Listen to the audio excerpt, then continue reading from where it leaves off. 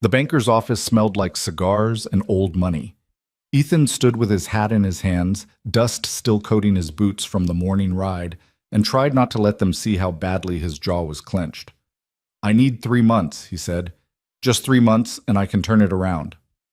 Martin Driscoll, president of Frontier Trust and Loan, didn't even look up from his papers. Fat fingers moved across the desk, shuffling documents like they were cards in a game Ethan had already lost. "You've had 18 months, Cross. You've missed 4 payments. The cattle market didn't recover like you promised. The irrigation project failed. Your foreman quit." Driscoll finally looked at him, and there wasn't a shred of sympathy in those pig eyes. "You're not turning anything around. You're drowning." Ethan's hands tightened on the brim of his hat. "I can make it work. I just need—" "You need a miracle." That came from the other man in the room. Victor Hale. Tall, silver-haired, dressed like he'd just stepped out of a San Francisco drawing room instead of a backwater frontier town. He leaned against the wall near the window, watching Ethan the way a hawk watches a rabbit. "Or," Victor continued, voice smooth as poison, "you need to be practical." "Practical." "Marriage." The word landed like a stone in still water. Ethan stared at him. "What?" "Clara Vance." Victor pushed off the wall, hands in his pockets, casual as Sunday morning. "You know her?" "I know of her." Everyone did. The spinster daughter of a dead shopkeeper, 26 years old and still unmarried. There were rumors she'd turned down 3 proposals, scared men off with her sharp tongue and sharper mind. No curves worth mentioning, no dowry worth taking, a woman the town had given up on. "She has assets," Victor said. "She has a crumbling general store and debts of her own. She has liquidity you don't. And more importantly," Victor's smile didn't reach his eyes, "but this role. She has motivation. Her creditors are circling too. Marry her, combine resources, and suddenly you both have breathing room. 6 months of operating capital, maybe more if you're smart about it." Ethan felt something cold settle in his stomach. "You've already talked to her." "I've talked to her creditors. They're willing to restructure if she marries someone stable, someone with land." The way Victor said it made it clear what he thought of Ethan's stability. "This is insane." Driscoll finally spoke again, voice flat. "This is business. We're offering you a way out, Cross. A legal arrangement, binding for 1 year minimum. After that, you can go your separate ways if you want. But right now, today, this is the only offer on the table." He tapped the foreclosure notice sitting between them. "Otherwise, Iron Ridge goes to auction in 48 hours. 48? You said I had until the end of the month." We moved up the timeline. Driscoll's face showed nothing. Market conditions. Ethan wanted to put his fist through the desk, through Driscoll's face, through the whole damn system that had brought him here. But his knuckles were already scarred from the last time he'd let anger make his decisions, and it hadn't changed a thing. "Where is she?" His voice came out rough. "Waiting downstairs," Victor said. "She's already agreed to meet." Of course she had. The woman sitting in the lobby looked like she'd been carved from New England granite and left out in the sun too long. Clara Vance wore a gray dress that had been mended at the seams, her dark hair pulled back so tight it made her face look harder than it probably was. She wasn't ugly. Ethan had seen ugly. But she wasn't the kind of woman men wrote songs about either. Sharp nose, sharper eyes, mouth set in a line that said she'd heard every joke and insult the world had to offer and stopped caring somewhere around her 16th birthday. She looked up when he approached, didn't stand, didn't smile. "Mr. Cross." "Miss Vance." "They told you?" "They told me." He sat down across from her, hat still in his hands. Up close, he could see the circles under her eyes, the calluses on her fingers. She'd been working. Hard. "You really want to do this?" "Want has nothing to do with it." Her voice was low, controlled. Eastern accent softened by years out west, but still there in the vowels. "I have $2,300 in debts I can't pay. My father's store is worth maybe $800 if I'm lucky. I'm 26 years old, unmarried, and every man in this town looks at me like I'm a math problem they can't solve." She met his eyes. "So, no, Mr. Cross. I don't want to marry a stranger, but I'm not going to pretend I have better options." At least she was honest. "What do you know about ranching?" he asked. Nothing. What do you know about keeping books? Enough to know mine are a mess. Then we're even. She folded her hands in her lap. They were shaking slightly, but her voice stayed steady. They're offering us both a way out of impossible situations. We take it. We survive another year. Maybe we even figure out how to make it work. Or maybe we don't, and in 12 months we walk away with our debts cleared and our dignity intact. Either way, it's better than what we have now. Ethan studied her. There was something almost frightening about her composure, like she'd already made peace with whatever hell this was going to be. You think dignity survives this kind of arrangement? He asked. I think dignity is a luxury neither of us can afford right now. Fair enough. If we do this, he said slowly, there are terms. I'm sure there are. I run the ranch. My land, my decisions. Something flickered in her eyes. Anger, maybe. Or just recognition of what she was signing up for. And the finances? What about them? Someone needs to manage the money. The real money, not just... She waved a hand. Cattle sales and payroll. Someone needs to track expenses, negotiate with suppliers, find out where we're bleeding money. She leaned forward slightly. I can do that. I've been doing it for my father's store since I was 14. Your father's store is failing. My father's store failed because he extended credit to half the town and never collected.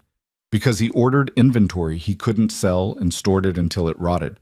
Because he was a kind man in a business that punishes kindness. Her jaw tightened. I know how to read a ledger, Mr. Cross. I know how to spot when someone's cheating you, and I know how to say no. Can you say the same? He wanted to argue, wanted to tell her she didn't know what she was talking about, but the truth was, his books were a mess. He'd been so focused on the land, on the cattle, on just keeping the dam operation moving forward day by day, that he'd let the paperwork pile up. Let suppliers charge whatever they wanted because he didn't have time to argue. Let debts accumulate because facing them felt like admitting defeat. Fine, he said.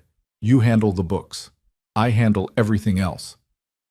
And living arrangements? His face heated. Separate rooms. Agreed. This is a business arrangement, nothing more. I wouldn't dream of anything else, Mr. Cross.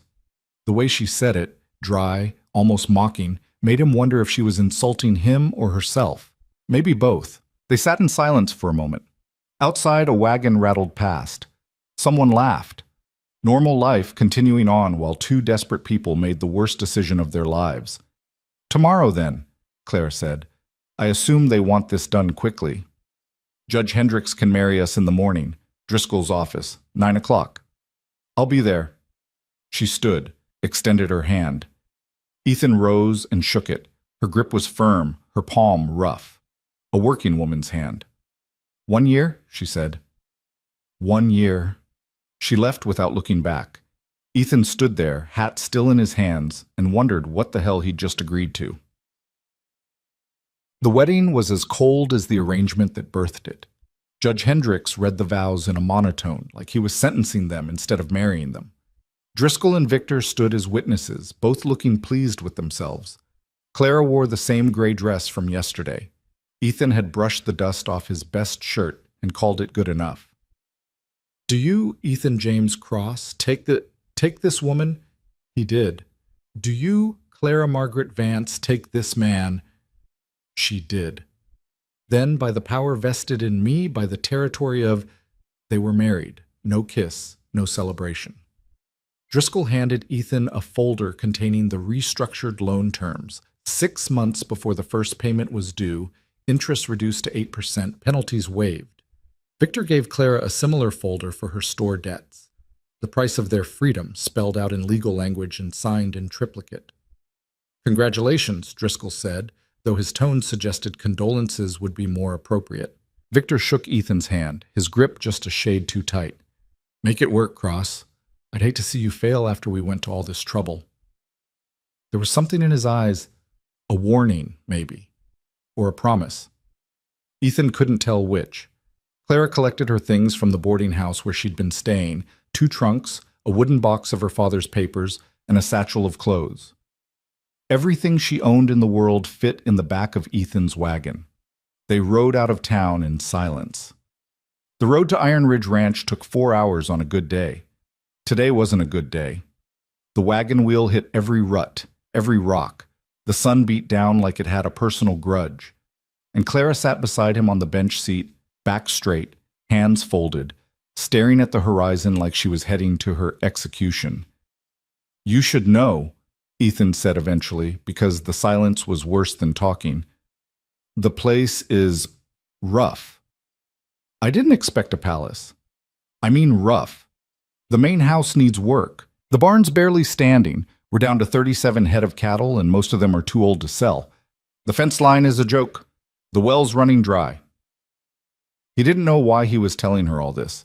Maybe because if she knew how bad it was, she'd understand what she was walking into. "We've got 2 ranch hands left, Moss and Tommy. Good men, but they're not miracle workers. And the land," he gestured at the scrub brush and dust spreading out around them.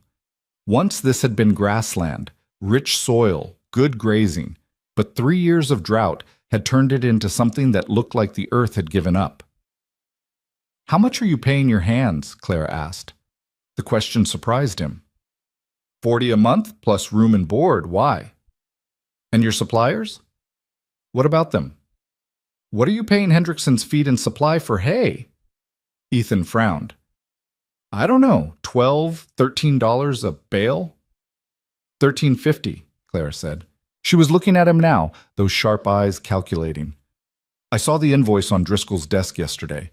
You're paying $13.50 a bale for hay that Peterson's sells for $9. Peterson's is 20 miles in the wrong direction.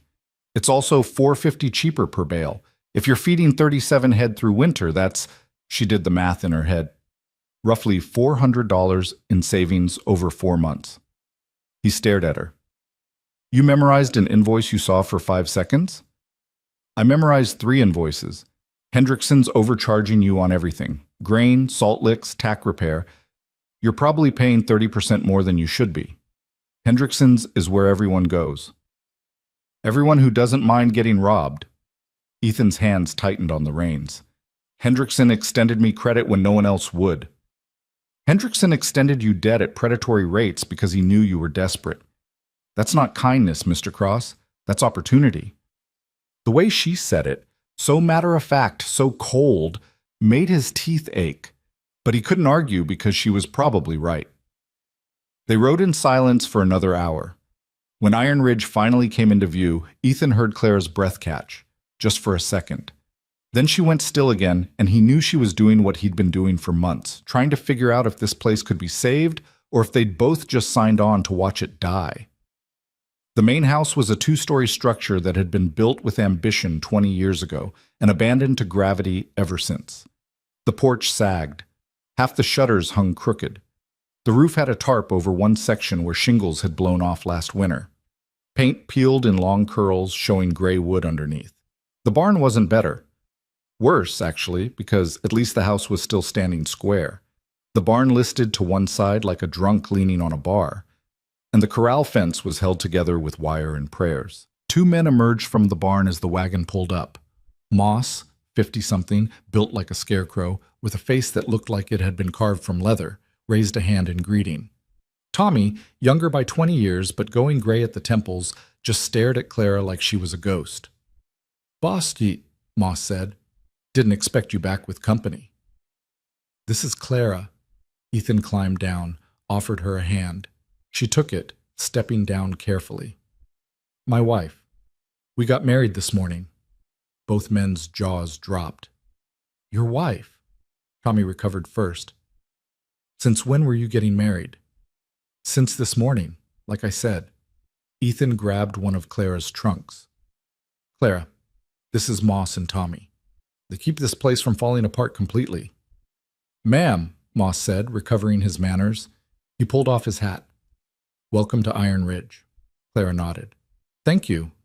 We'll, Tommy looked at Moss, lost. There's work in the south pasture." "Go," Ethan said. They fled. Clara watched them go, then turned to look at the house. "Which room is mine?" "Right, separate rooms." "Upstairs. Second door on the right. It's clean, mostly. Needs airing out." He carried her trunk toward the house. I'm across the hall. The inside of the house was better than the outside, but not by much. Ethan had never been good at domestic things. The furniture was functional, the floors were swept, but there was a bleakness to the place. No curtains, no rugs, nothing soft or decorative, just walls and floors and the basics needed to survive. Claire's room had a bed, a dresser, and a chair. One window looking out over the dying pasture. Ethan set the trunk down at the foot of the bed. It's not much, he said. It's fine. There's a pump in the kitchen. Outhouse is around back. We eat at 6, breakfast and dinner. Moss does most of the cooking because I burn everything I touch. I can cook. You don't have to. I can cook, she repeated, firmer. I'm not going to sit in this room all day doing nothing. If I'm here, I'm working. He should have expected that. Fine, kitchen's yours. But the books are the priority. I need to know what we're spending, what we owe, where the money's going. I'll need to see all your records, invoices, receipts, contracts, everything.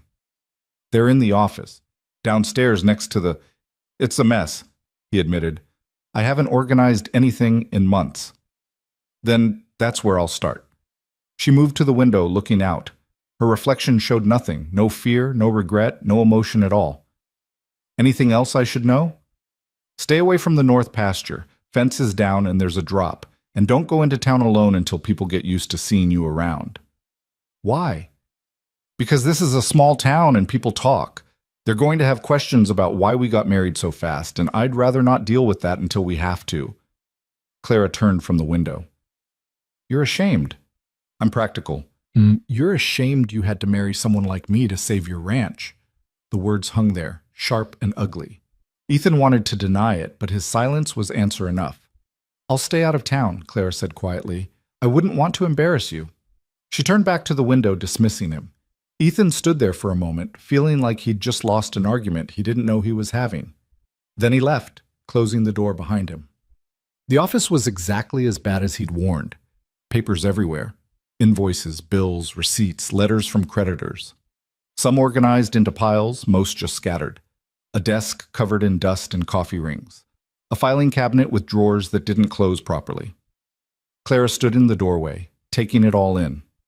Then she rolled up her sleeves and got to work. By evening, she'd created 3 piles: active, past due, and fraud. The last pile got Ethan's attention when he came in to tell her dinner was ready. Fraud? Clara held up an invoice. Hendrickson's feed and supply. This bill says you bought 40 bales of hay in March, did you? I don't remember, maybe. Tommy's notes say you only took delivery of 32 bales, but you were charged for 40. She set it down, picked up another. Here, grain delivery in April. Charged for 500 pounds, received 380. June, salt licks, charged for 12, got 9. Ethan felt something cold spread through his chest. How much? In the last 6 months? Clara did the math. You've been overbilled by at least $340 that I can prove. Probably more. $340. Almost enough to make a loan payment, almost enough to fix the barn roof. Almost enough to matter. Son of a bitch. He's been doing this to everyone, Clara said. That's my guess. Small amounts spread across multiple transactions, counting on people like you who are too busy trying to survive to check every line item. Can we prove it? These invoices are proof. The question is, do you want to confront him? Ethan looked at the paper in her hand. Hendrickson had been supplying Iron Ridge for 5 years. Had even given Ethan credit when the bank wouldn't. But if he'd been stealing the whole time... Yeah, Ethan said. I want to confront him. Then we'll need to go through everything, every invoice, every delivery receipt, build a case he can't argue with. Clara looked at the chaos around her. It's going to take time.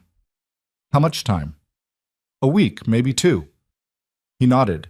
Dinner could wait. They worked through the night, Clara calling out items from invoices while Ethan checked them against delivery receipts he'd stuffed in drawers and forgotten about. The numbers painted a damning picture. Hendrickson had been systematically overcharging, short delivering, and padding bills for years. Not just to Ethan, but based on the pattern. Probably to every rancher within 50 miles who didn't have the time or skill to audit their books. $847, Clara said finally, setting down the last invoice. It was past midnight. That's what he's stolen from you in the last 18 months alone. Probably more before that, but your older records are incomplete. $847. Enough to pay 3 months' wages for Moss and Tommy. Enough to buy breeding stock. Enough to matter in ways that made Ethan's hands shake with rage. We go tomorrow, he said. He'll deny it. Let him try. Clara looked at him across the desk, and for the first time since they'd met, something like approval crossed her face. Don't go alone. Bring Tommy and Moss. Men like Hendrickson respond better to witnesses. You're not coming? I'm the wife who's been here 3 days and already causing trouble. You're the rancher who's been his customer for 5 years. Your word carries more weight. She stood gathering the papers into a folder. But take this. Every invoice, every receipt organized by date. If he wants to argue math, let him argue with his own paperwork. Ethan took the folder.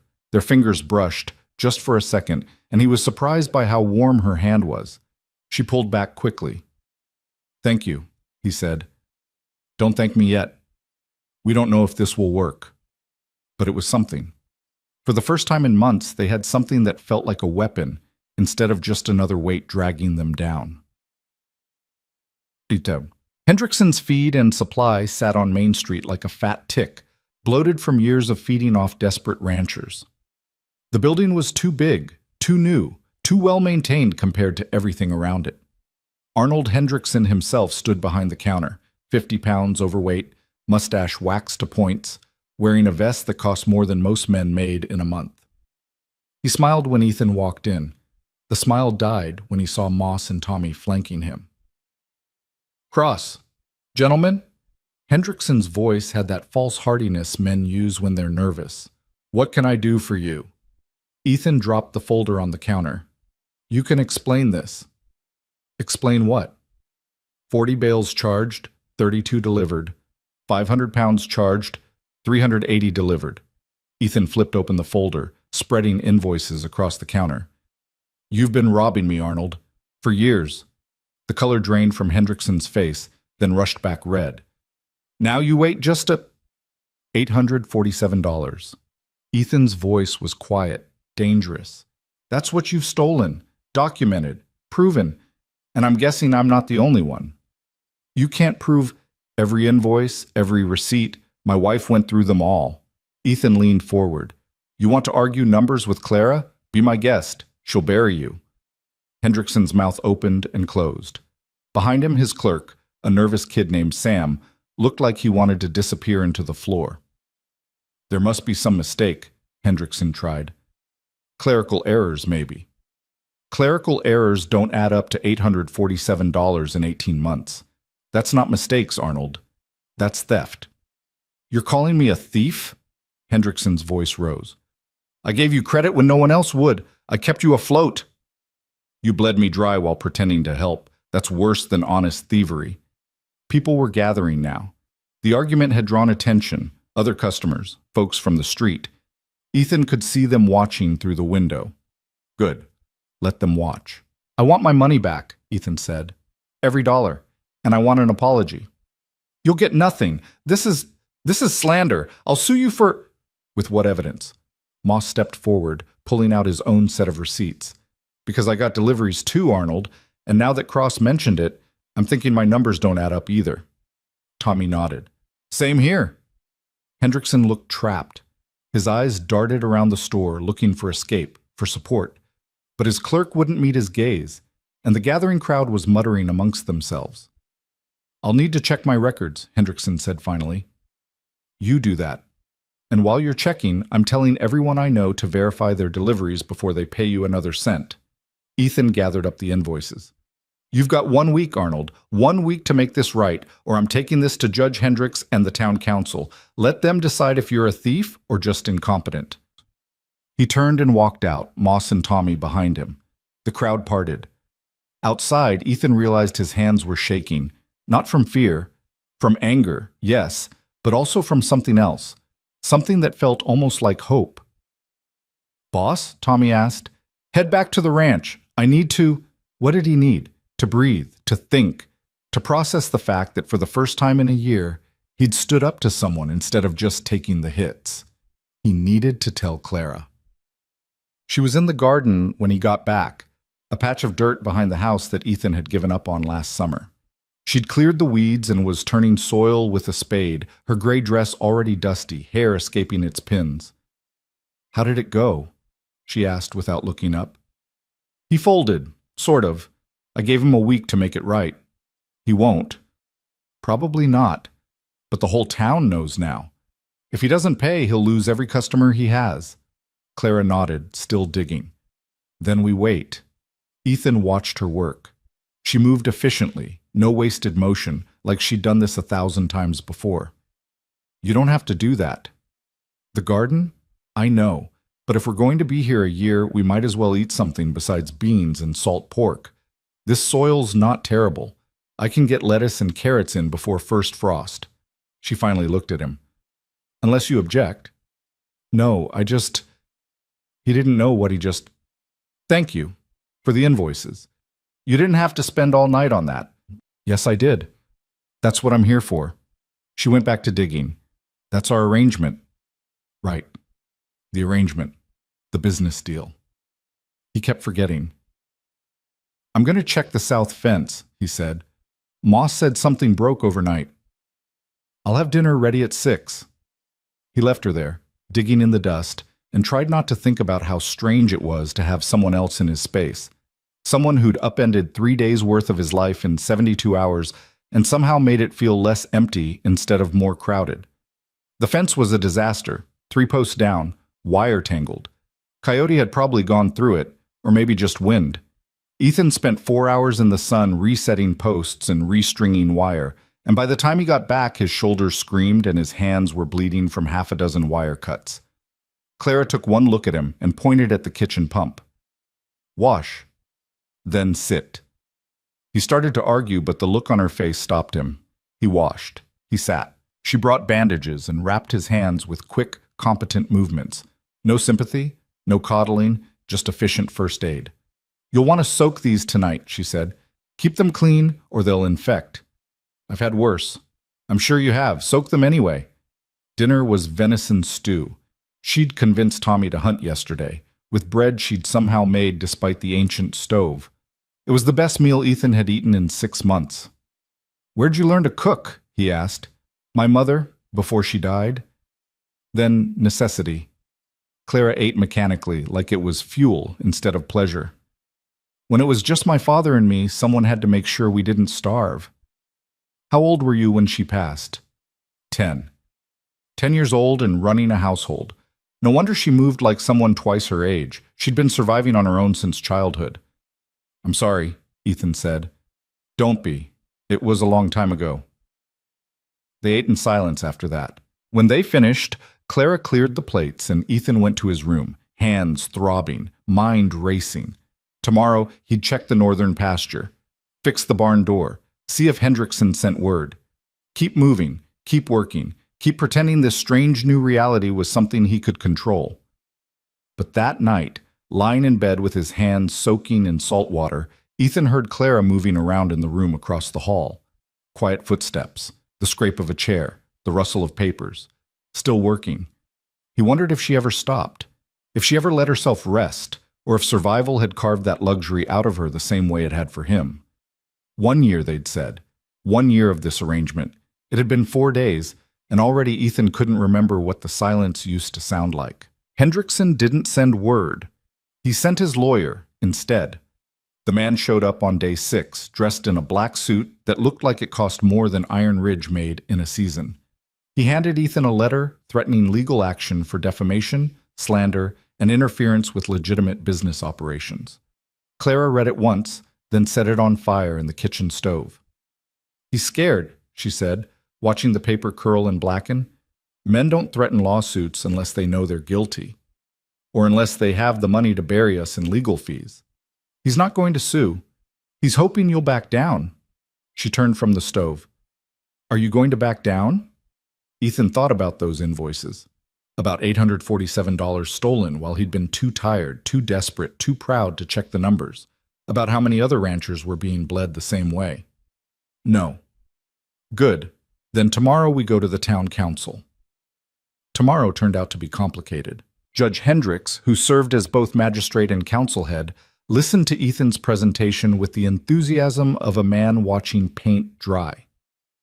The 5 council members showed varying degrees of interest, ranging from bored to hostile. 2 of them Ethan recognized as regular customers at Hendrickson's store. Clara sat in the back of the room, hands folded, watching everything. "These are serious accusations, Mr. Cross," Judge Hendricks said when Ethan finished. He was 70 if he was a day, with a voice like gravel and the political instincts of a survivor. "Arnold Hendrickson has been a pillar of this community for 15 years. A pillar who's been robbing that community for at least half that time. You have proof of intent to defraud? I have proof of fraud.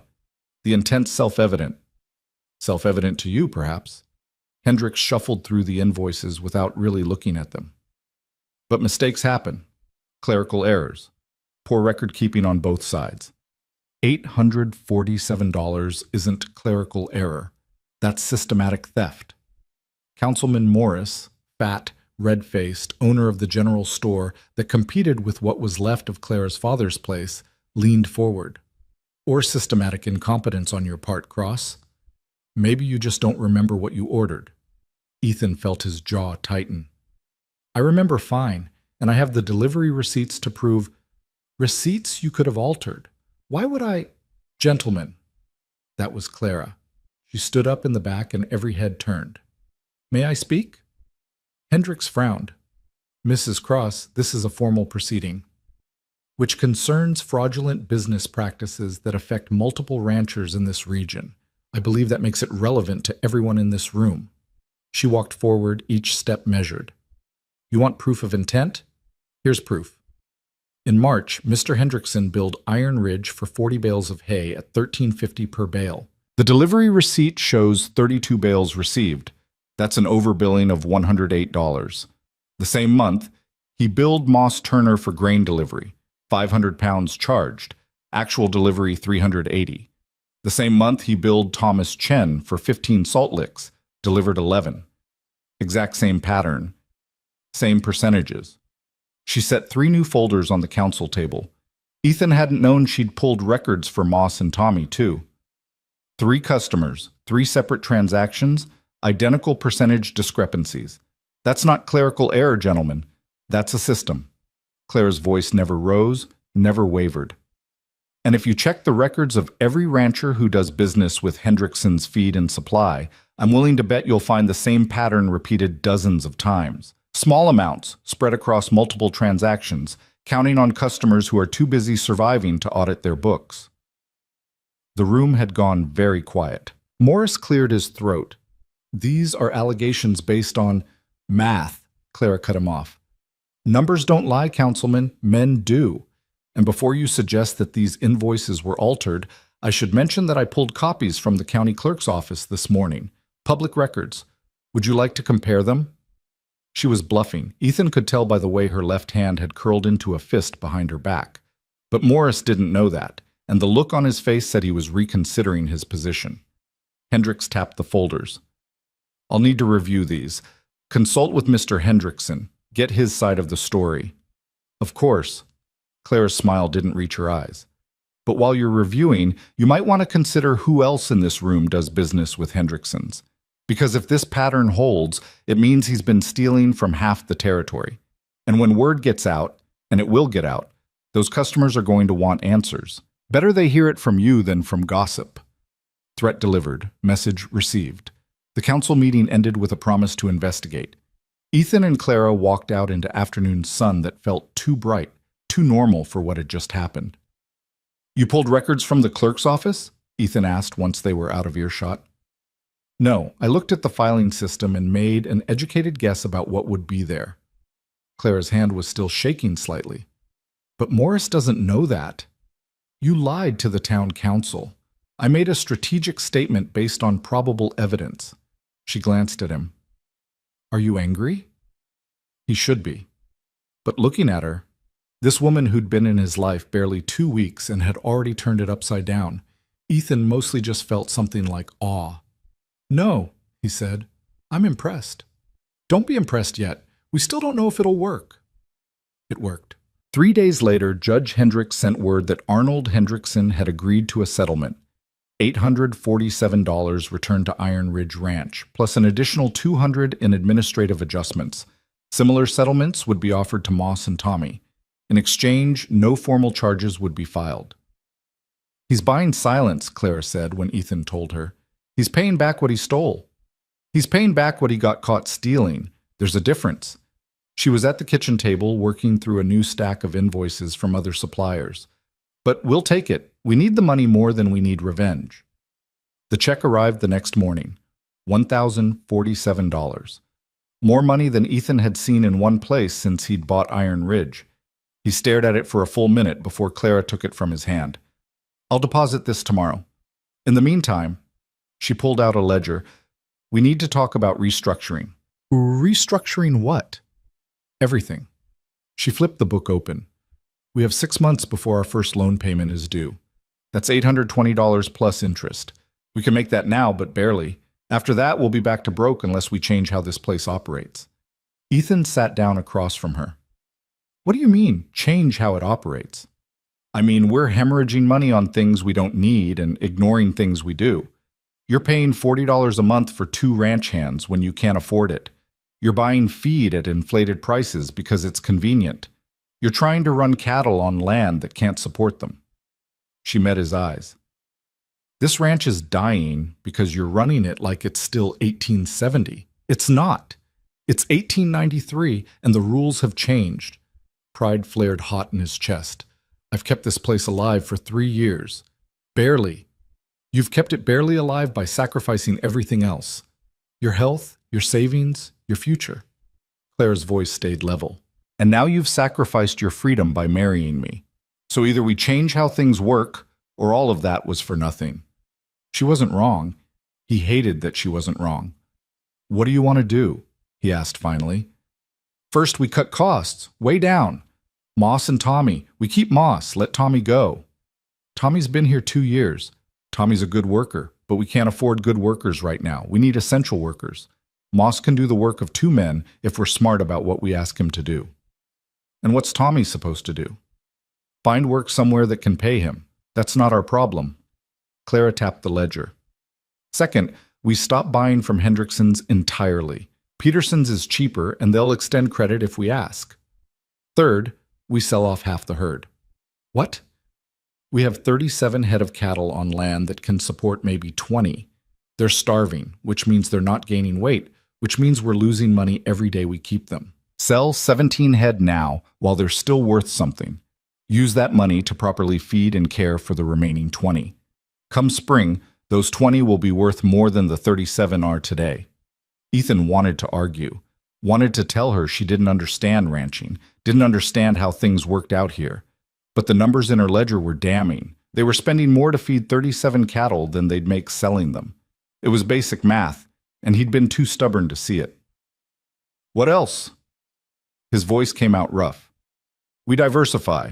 You can't rely on cattle alone, not with these drought conditions. We need crops. Hay, at minimum, so we're not buying it from suppliers. Maybe wheat or corn if we can get irrigation working. I know you said the irrigation project failed, but the well's running dry. Then we dig a new well, or we bring water from the creek. The creek's a mile away. Then we spend money on pipe instead of feed we can't afford. Clara leaned back.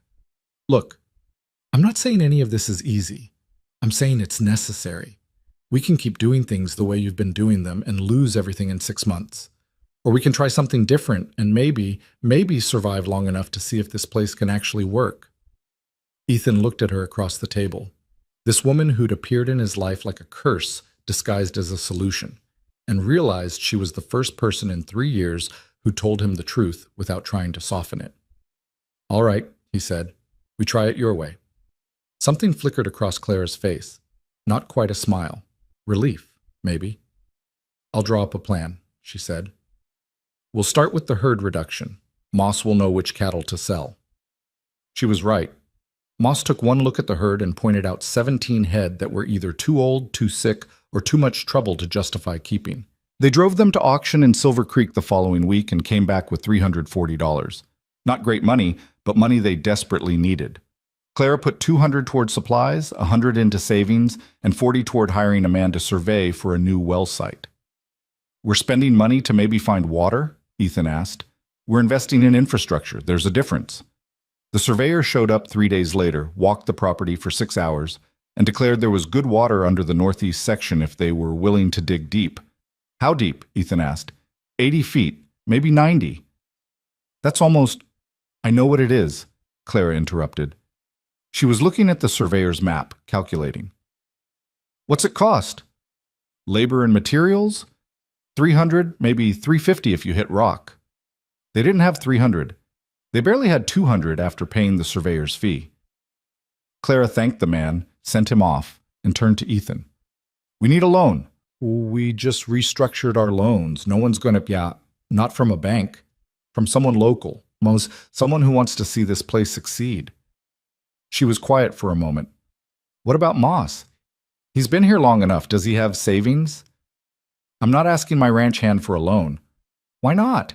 If we explain the situation, show him the numbers, make it clear he'll get paid back with interest." "Because it's humiliating. Survival usually is." Ethan wanted to hit something, but Clara's face showed no sympathy, no apology, just that same infuriating logic that kept proving her right. Moss, when asked, didn't hesitate. "I got 200 put away," he said. "Been saving for a place of my own, but that's years off yet. You need it now. You can have it. 10% interest, paid back within a year." 10% steep, Clara said. "Steep's fair when the risk's high." Moss looked at Ethan. "No offense, boss, but this place is one bad season away from going under. You're asking me to bet my future on yours. That's worth 10%. "Deal," Clara said before Ethan could respond. She shook Moss's hand. "We'll have a contract drawn up." With Moss's 200 and their remaining savings, they had enough to dig the well. Barely. The crew started work in early September, and for 2 weeks the ranch was consumed by the sound of picks hitting rock and men cursing the hard-panned soil. They hit water at 78 feet.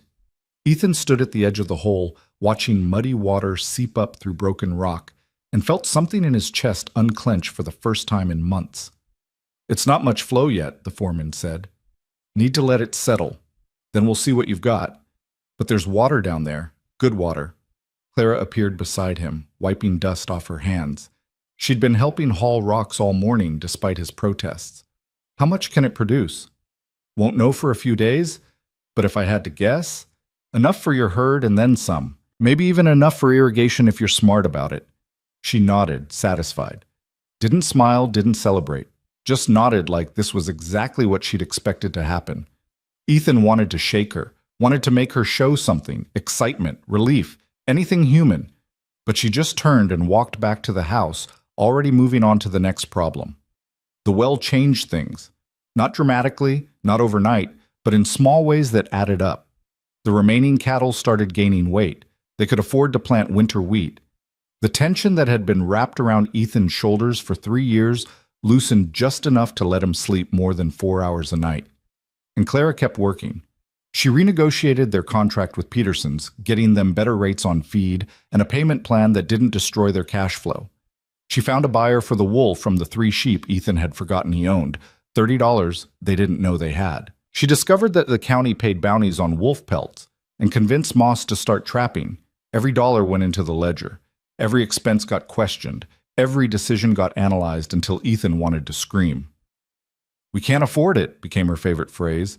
"It's $20, which is $20 we don't have. We can't afford it. The barn door is falling off. Then we fix it ourselves. We can't afford a carpenter. Clara, we have to spend money to eat this. We have to spend money we have, not money we hope to have, not money we might have if things go well. Money we actually possess right now." She slammed the ledger shut. "That's how you survive. That's how you stop drowning. You spend what you have and not 1 cent more. That's not living, that's just existing. Right now, existing is enough." They fought about money, about priorities, about whether they should invest in chickens or save for spring planting, about whether new boots for Moss was essential or optional. about everything and nothing until Ethan couldn't remember what it had been like before she'd arrived with her sharp tongue and sharper mind. But the ranch stabilized. October came, and with it the first payment on their restructured loan, $820 plus interest. Clara counted it out twice, put it in an envelope, and rode into town with Ethan to deliver it personally. Driscoll looked genuinely surprised to see them. Mr. Cross. Mrs. Cross. He took the envelope, counted the money. This is unexpected. We pay our debts, Clara said. So I see. Driscoll made a note in his ledger. Your next payment is due in March, another $820 plus accumulated interest. We'll be here. They walked out into cold autumn air, and Ethan realized something had shifted. They'd made a payment, an actual, on-time payment. For the first time since he'd bought this place, he wasn't behind on something. We did it, he said. We made one payment. Clara pulled her coat tighter against the wind. Don't celebrate yet. But there was something in her voice, something that wasn't quite satisfaction, but close enough to matter. They stopped at the general store for supplies, salt, coffee, flour. Morris was behind the counter, and his smile was faker than usual. Mrs. Cross, Mr. Cross, heard you made your loan payment. Word travels fast. It's a small town. Morris wrapped their flour in brown paper. Also heard you're buying from Peterson's now. Their prices are better. Their prices are 20 miles away. That's a long ride for feed. Shorter than riding into bankruptcy. Morris's smile tightened. Suit yourself. Just saying loyalty used to mean something in this town. Clara leaned on the counter. Loyalty means paying a fair price for honest goods, Mr. Morris. The moment someone charges me more than something's worth, loyalty ends. That's a cold way to do business. That's the only way to stay in business. They left Morris sputtering behind his counter. Outside, Ethan started laughing. He couldn't help it. The look on Morris's face had been worth the whole uncomfortable exchange. What's funny? Clara asked. You, terrifying Morris like that. I didn't terrify him. I stated facts. You definitely terrified him. Ethan loaded the supplies into the wagon. Half the town's scared of you, you know. Good. Good? People don't cheat people they're scared of. Clara climbed up onto the wagon seat. They might not like me, but they'll think twice before trying to rob us. She was right. Again. Ethan was starting to realize she was right about most things, which was both reassuring and deeply annoying. They rode back to the ranch in comfortable silence. The sun was setting, painting the scrub brush gold and red. The land looked less dead than it had in August. The well had brought green back to the northeast pasture, and the winter wheat was starting to show in neat rows where they'd planted. Not beautiful, not yet, but alive. Clara? Thank you. She didn't answer right away. When she did, her voice was quiet. You don't need to thank me. This is what I'm here for. Still, you've done more in 3 months than I managed in 3 years. You kept it alive. I'm just helping it grow. She glanced at him. That's different. It didn't feel different. It felt like she'd taken something broken and made it work through sheer force of will and refusal to accept failure. They reached Iron Ridge as the last light died. Moss had dinner ready. Venison stew again. He wasn't creative, but he was consistent. They ate together at the kitchen table, talking about the well, about the wheat, about whether they could afford to buy 3 more cattle come spring. Normal conversation, domestic conversation, the kind of thing married people probably did every night, except they weren't really married, not in any way that mattered. Later, lying in his room, Ethan heard Clara moving around across the hall again. Still working. Always working. He wondered if she ever let herself rest or if the fear of failure kept her moving the way it used to keep him moving. He wondered if she was happy here. He wondered if he was. The thought surprised him. Happiness hadn't been part of the calculation. Survival had been the goal, and everything else was luxury. But somewhere in the last 3 months, the ranch had stopped feeling like a burden he was dragging uphill and started feeling like something that might actually work. And Clara was a large part of why. Not that he'd tell her that. She'd probably just add it to her ledger and calculate the cost. November arrived with the first real cold. Frost killed the last of the garden. But Clara had already harvested everything worth saving. They had carrots and potatoes stored in the cellar, dried beans hanging in the pantry, enough food to get through winter without spending money they didn't have. Then Victor Hale came back. Ethan saw him riding up the drive and felt his stomach drop. Nothing good ever followed Victor Hale. "Mr. Cross?" Victor dismounted, all smiles and expensive clothes. "Mrs. Cross, beautiful day, isn't it? What do you want, Victor?" "Want? I don't want anything. I'm here to check on your progress." He looked around the ranch, the repaired barn, the new well, the cattle putting on healthy weight. "You've been busy." "We've been surviving." "More than surviving, I'd say. Made your first loan payment, I hear. Renegotiated with several suppliers. Quite impressive for 3 months' work." Clara appeared in the doorway. She didn't say anything, just stood there watching. Victor noticed her. "Mrs. Cross, I must say you've made quite an impact.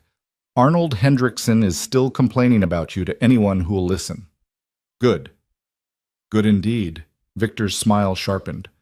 "Though I wonder if you've considered the long-term implications of making enemies in a small town." "We didn't make enemies," Ethan said. "We called out a thief." "Semantics. The point is you've disrupted certain arrangements that have been in place for a long time. People don't like disruption, Mr. Cross. It makes them nervous. People can be nervous all they want. We're not breaking any laws." "Oh, I know you're not. In fact, you're doing everything exactly right. That's what worries me." Victor pulled an envelope from his coat. "Which is why I'm here to discuss the terms of your arrangement." Ethan's blood went cold. "What about them?" "Simple review, making sure you understand the conditions. You have 6 months left on your grace period, after which payments resume at the agreed schedule. $820 every 3 months for the next 5 years. He handed Ethan the envelope. "Just a reminder. I like to stay on top of these things." Clara walked forward. "Is there something else, Mr. Hale? Because it seems like you rode a long way just to remind us of terms we already know."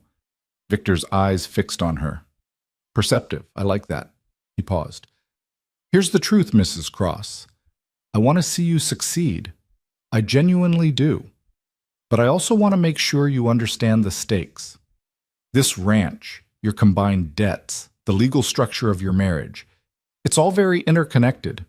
If one piece fails, everything fails. And there are people in this territory who would be very happy to see that happen. People like you. People like Arnold Hendrickson. People like Martin Driscoll. People who don't appreciate having their business practices questioned by newcomers." Victor smiled. "I'm not your enemy. I'm just making sure you know who is." He mounted his horse, tipped his hat. "Keep up the good work. I'll check in again come spring." He rode away, leaving Ethan and Clara standing in the cold. "What was that?" Ethan asked. Clara was staring at the dust trail Victor left behind. A warning. About what? About everything. She turned back to the house. "He didn't ride out here just to remind us about payment terms. He came to let us know we're being watched." "Why?" "Because we're succeeding. Because we exposed fraud. Because we're not failing the way we were supposed to." Clara's jaw tightened. "And because men like Victor Hale don't like it when their plans don't work out the way they expected." Ethan looked at the envelope Victor had given him. Inside was a copy of their loan agreement with certain sections highlighted. Payment terms, default clauses, and one section marked in red ink that made his chest tighten. "Clara?" "What?" "Section 12, the marriage requirement." She took the paper, read it. Her face went very still. "In the event of marital dissolution before the loan term expires," she read aloud, "all debt becomes immediately due in full." "What does that mean?" "It means if we get divorced before the 5 years are up, they can demand we pay everything immediately. The entire remaining balance. Not in installments. Not over time. All at once." They stared at each other. "That wasn't in the original terms," Ethan said. "Are you sure?" He wasn't sure. He'd been so desperate that day in Driscoll's office, he'd signed everything they put in front of him. "I don't know." "Then we need to check. If this clause was added after we signed, it's fraud. If it was there from the beginning," Clara's voice trailed off. "Then we're trapped for 5 years instead of 1. 5 years. Not 1 year and done." 5 years of this arrangement, this business marriage, this woman in his house and his life. 5 years or financial ruin. Clara must have seen something in his face because her expression hardened. Don't look at me like that. Like what? Like I'm a prison sentence. She thrust the paper back at him. You think I want to be stuck here for 5 years? You think this is my dream life? I never said, you didn't have to. I can see it. Every time you look at me, I can see you calculating whether this was worth it. Her voice shook. Well, I'm calculating too, Ethan. And right now, I'm wondering if saving this ranch was worth being treated like an obligation instead of a person. She walked away before he could respond, slammed into the house. Ethan stood there holding the paper, feeling like he'd just lost an argument he didn't know how to win. Moss appeared from the barn. Everything all right, boss? No. Ethan looked at the house, at the closed door. No, I don't think it is. Want to talk about it? Not really. Moss nodded. Well, when you do want to talk, I'll be in the barn. But for what it's worth, he gestured at the ranch. Whatever's going on between you two, it's working. This place is better than it's been in years. Don't lose sight of that. He walked away, leaving Ethan alone in the yard with a piece of paper that had just turned 1 year into 5, and a wife who hated him for reasons he was only starting to understand. Inside, he could hear Clara moving around, angry footsteps, the slam of a pot. She was cooking dinner because that's what she did. Cooked, cleaned, managed, worked. Never stopped, never rested, never let herself be anything except useful, and he'd just made her feel like even that wasn't enough. Ethan folded the paper and put it in his pocket. Tomorrow he'd ride into town, check the original loan documents, figure out if Victor had just trapped them or if they'd trapped themselves 3 months ago in Driscoll's office. Tonight, he needed to apologize to his wife. If she'd even talked to him. Clara didn't come down for dinner. Ethan ate alone at the kitchen table, the food tasting like ash, listening to the silence upstairs. Moss had already eaten and gone back to the barn. The house felt empty in a way it hadn't since Clara arrived, and Ethan realized with uncomfortable clarity that he'd gotten used to her presence. The sound of her moving through rooms, the scratch of her pen on paper, even her sharp comments about money had become something he relied on. He washed his plate, dried it, put it away, climbed the stairs, stood outside her door. Clara. No answer. I need to talk to you. I'm not interested in talking. Her voice was muffled, distant. He tried the handle. Locked. Clara, please. I'm sorry. Silence. Then footsteps. The lock clicked and the door opened 6 inches. She looked at him through the gap, face composed but eyes red-rimmed. Sorry for what, exactly? She asked. For making you feel like... He stopped. Started over. For treating you like a transaction instead of a person. That's what I am, though. That's what we both are. 2 desperate people who made a deal. She started to close the door. Wait. Ethan put his hand on the wood. You're right. That's how this started. But it's been 4 months, and you've done more for this place than I could have done in 4 years. You've saved it. Saved me. And I've been so focused on survival that I forgot to see you as anything except another tool to use. Claire's expression didn't change. Is there a point to this apology, or are you just working through your guilt? The point is you deserve better than how I've been treating you. And if we're stuck together for 5 years instead of 1, then I need to do better. 5 years. She laughed, but there was no humor in it. You checked the original contract? Not yet. I'm going into town tomorrow. Don't bother. I already know what you'll find. She pushed the door open wider, revealing her room. Papers covered every surface. The bed, the dresser, the floor. I pulled my copy of the marriage agreement tonight. Read the fine print I was too desperate to notice 4 months ago. Section 12 was there from the beginning. We both signed it. Ethan felt something cold settle in his gut. So we're trapped. We're bound. There's a difference. Clara walked back into the room, picking up one of the papers. 5 years, or we pay everything immediately. That's roughly $18,000 at this point. We don't have $18,000. We don't have $1,800. So what do?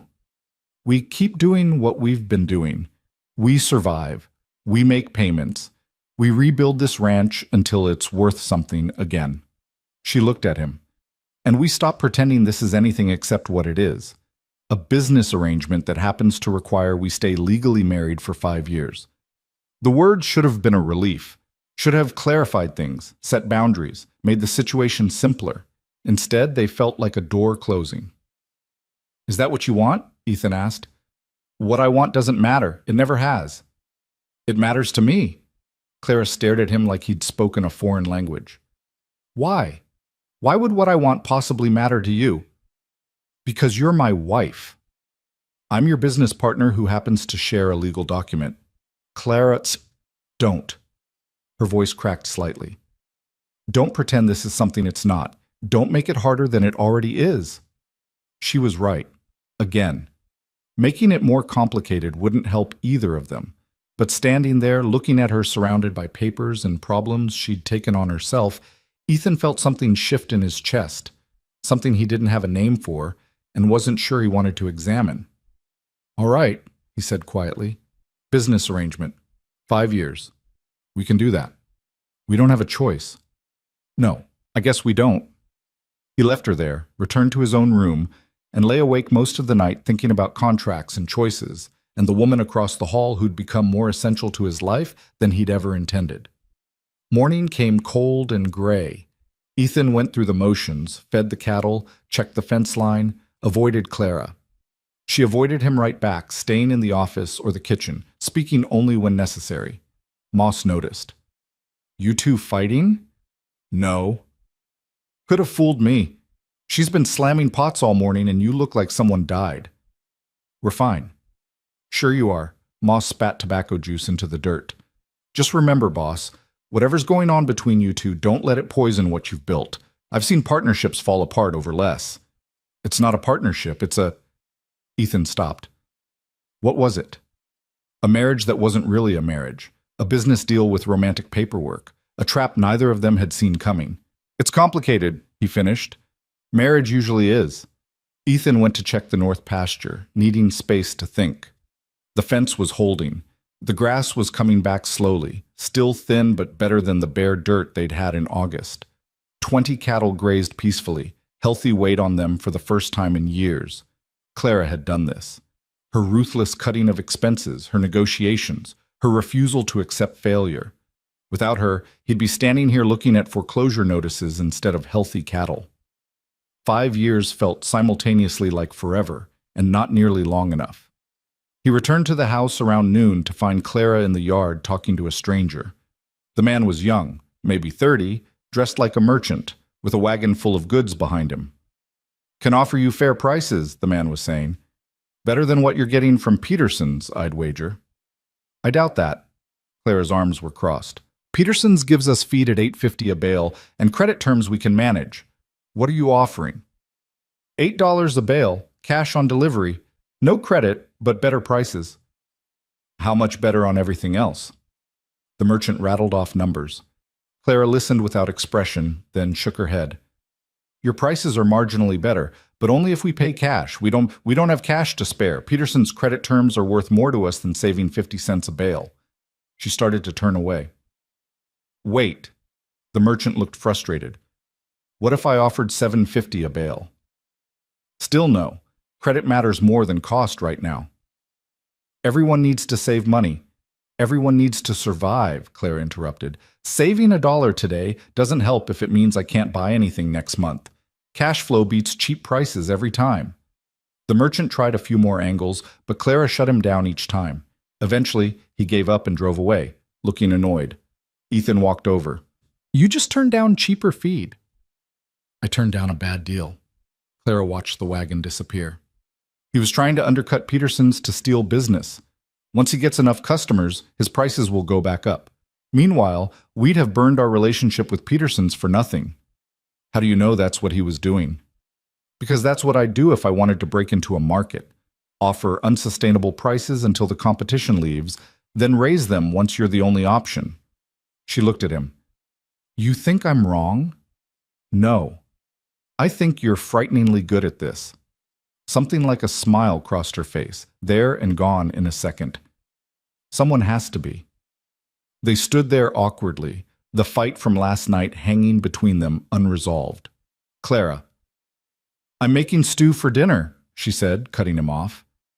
We have extra venison, and the potatoes need using before they rot. Will you and Moss be eating here or in the barn? Back to business. Safe territory. Here, Ethan said. We'll eat here. She nodded and went inside.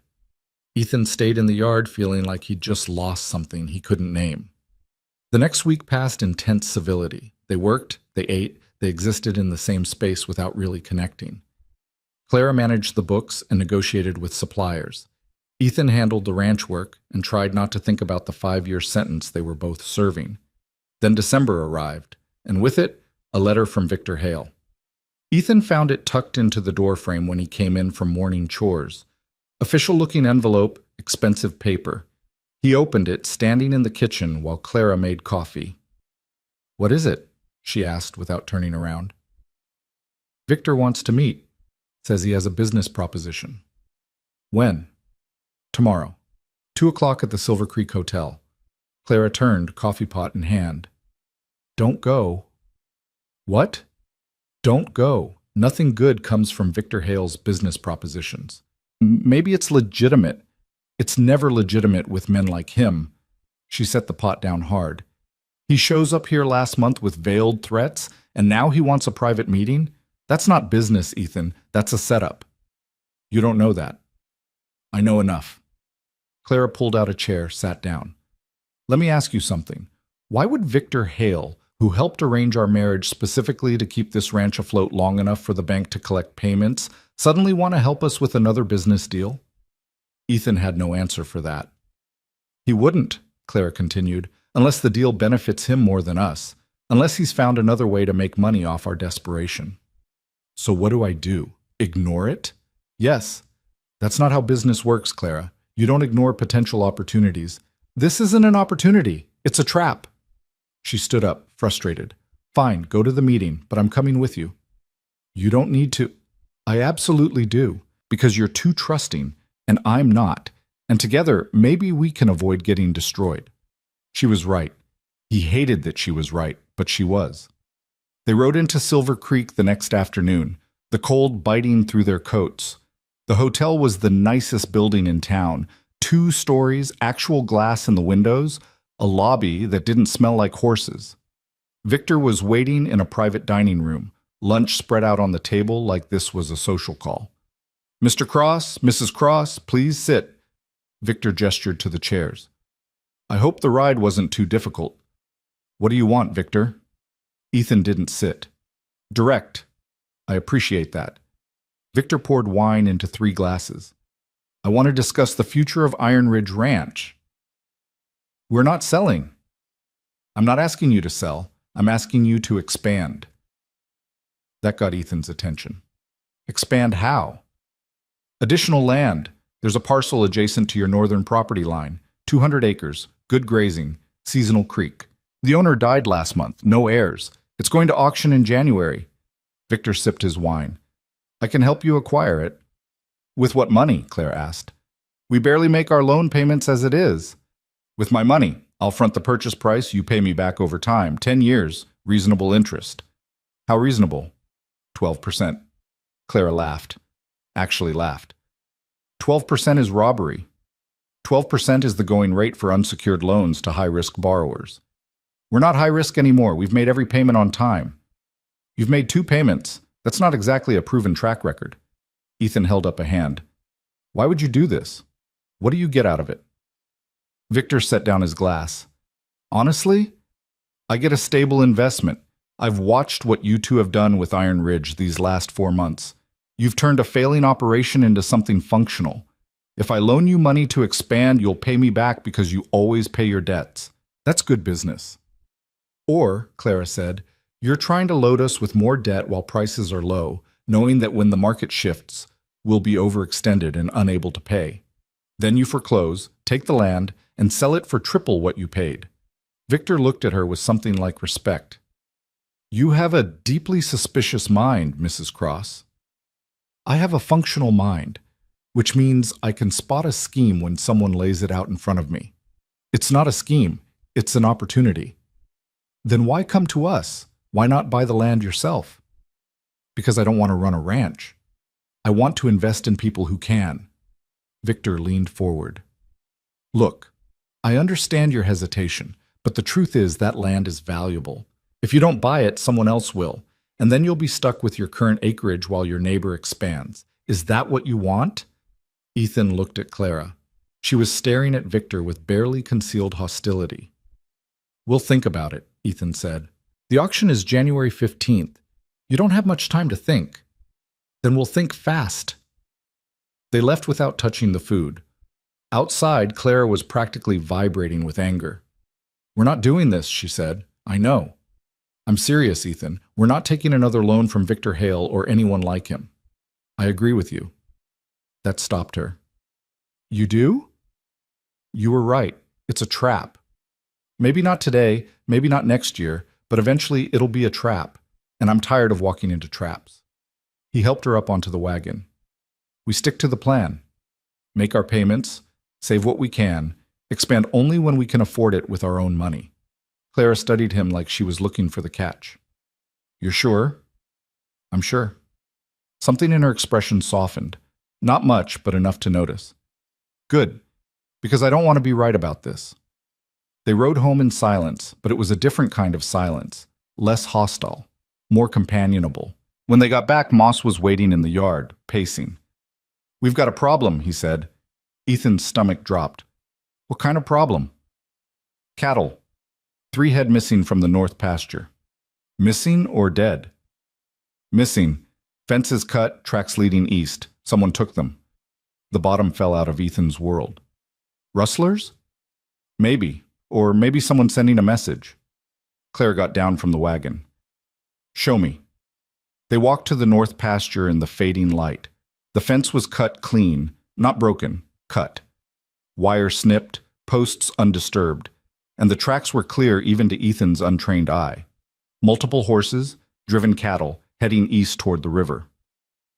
This was planned, Clara said.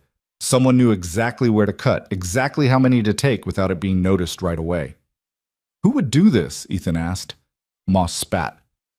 Take your pick. You've made a lot of people angry these last few months. Hendrickson, Morris, maybe others we don't even know about. Or Victor, Clara said quietly. We just refused his deal. This could be retaliation. That's insane. Victor would do whatever makes him money or proves a point. We just proved we won't be manipulated. Maybe this is his way of reminding us what happens when we don't play along. Ethan wanted to argue, but he couldn't, because Clara's logic made a horrible kind of sense. What do we do? He asked. We track them, Moss said. Tonight, while the trail's fresh. Get them back if we can. And if we can't, then we report it and hope the law actually does something. They went back to the house to prepare. Moss gathered supplies while Clara packed food and Ethan loaded his rifle. It felt surreal, preparing to hunt down stolen cattle like they were living in some dime novel instead of the modern age of 1893. I'm coming with you, Clara said. No. Yes. Clara, it's dangerous. I can ride and I can shoot, and you need someone watching your back who isn't going to trust the first convenient explanation. She pulled on a coat. I'm coming. Ethan looked at Moss, who shrugged. She's probably right. 3 sets of eyes are better than 2. They rode out as the sun set, following tracks that were easy enough to read in the soft earth, east toward the river, then south along the bank. The cattle had been moved fast but not panicked. Whoever took them knew what they were doing. 2 hours in, they found the remains of a campfire, still warm. They stopped here, Moss said, kneeling by the ashes. Maybe an hour ago. Can't be far ahead now. They continued, more cautiously. The moon was up, providing just enough light to see by. The tracks veered away from the river, cutting through brush toward... That's Hendrickson's land, Clara said. Ethan felt his blood run cold. You sure? I checked property maps last month. Everything east of Cutter's Creek is Hendrickson's grazing land. They followed the tracks to a makeshift corral, just ropes strung between trees, but enough to hold 3 confused cattle. 2 men sat by a fire, rifles within reach, not particularly worried about being caught. Ethan recognized one of them, Burke, one of Hendrickson's ranch hands. Stay here, Ethan whispered. He started to move forward. Clara grabbed his arm. What are you doing? Getting our cattle back. There's 2 of them and 3 of us, but they're armed and we're approaching their camp. This is how people get shot. So what do you suggest? We go back. We get the sheriff. We do this legally. By the time we get the sheriff, they'll have moved the cattle or claimed they bought them fair. You know how this works, Clara. Law doesn't help people like us. Then we wait until they leave and take the cattle back ourselves. That actually made sense. Ethan looked at Moss, who nodded. They retreated to a safe distance and waited. An hour passed. 2 hours. The men by the fire showed no signs of moving. Then one of them stood up, stretched, and walked toward the trees. Toward them. Don't move, Moss breathed. The man, Burke, walked past within 20 feet, unbuttoning his pants. He was going to see them. In about 5 seconds, he was going to turn around and see them, and everything would go straight to hell. Clara stood up. Burke spun around, fumbling for his gun. Who's there? Just me? Clara stepped into the moonlight, hands visible. Clara Vance. Well, Clara Cross now. You probably don't remember me. Burke squinted. The store girl? What are you doing out here? Could ask you the same thing. Clara walked toward him, casual, like they'd met on a street corner instead of in the middle of the night, on stolen land with stolen cattle. Those are my cattle in that corral. Your cattle? Burke's hand stayed on his gun. I think you're confused, ma'am. These are strays we rounded up. Strays with Iron Ridge brands on Hendrickson land in a corral that wasn't here yesterday. Clara shook her head. That's not confusing, Burke. That's theft. You calling me a thief?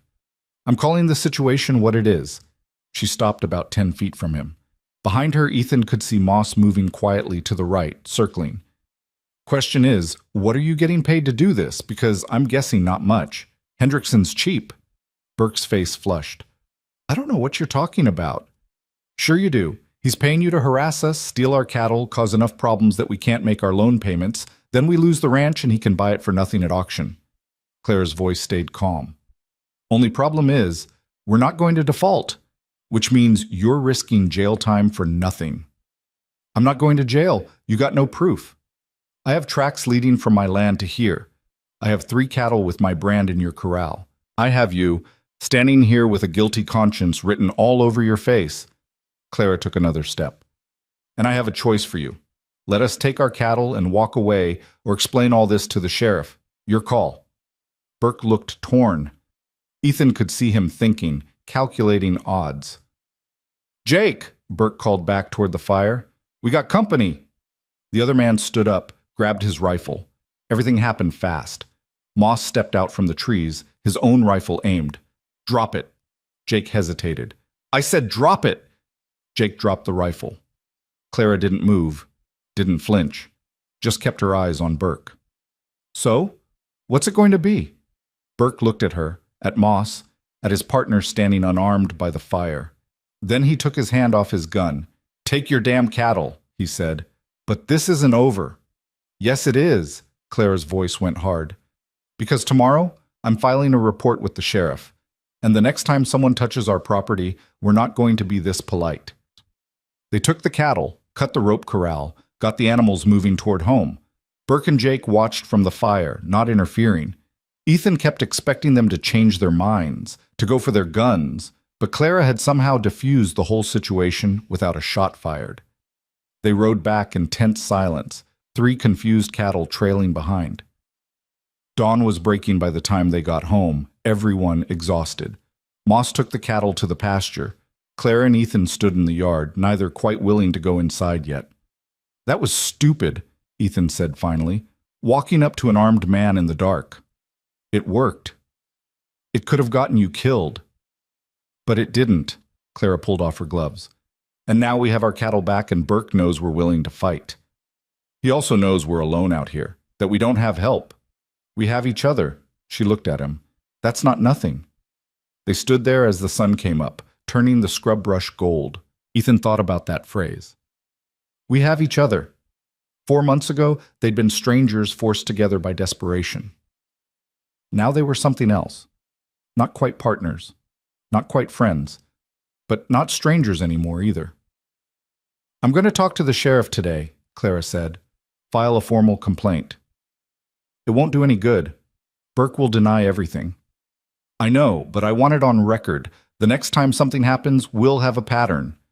You think there'll be a next time? I know there will. Clara started toward the house. This isn't over, Ethan. This is just the beginning. She was right. 3 days later, the barn burned. Ethan woke to Moss pounding on his door, shouting something about fire. He was down the stairs before his brain fully processed the words, Clara right behind him, and then they were outside and the world was orange. The barn was an inferno. Flames climbed the walls, eating through wood that had been dry for decades. The roof was already half gone, collapsing inward with showers of sparks that drifted toward the house on the wind. The horses!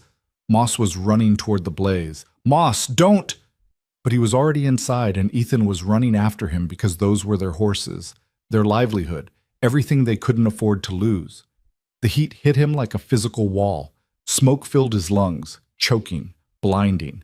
He could hear the horses screaming, the sound cutting through everything else.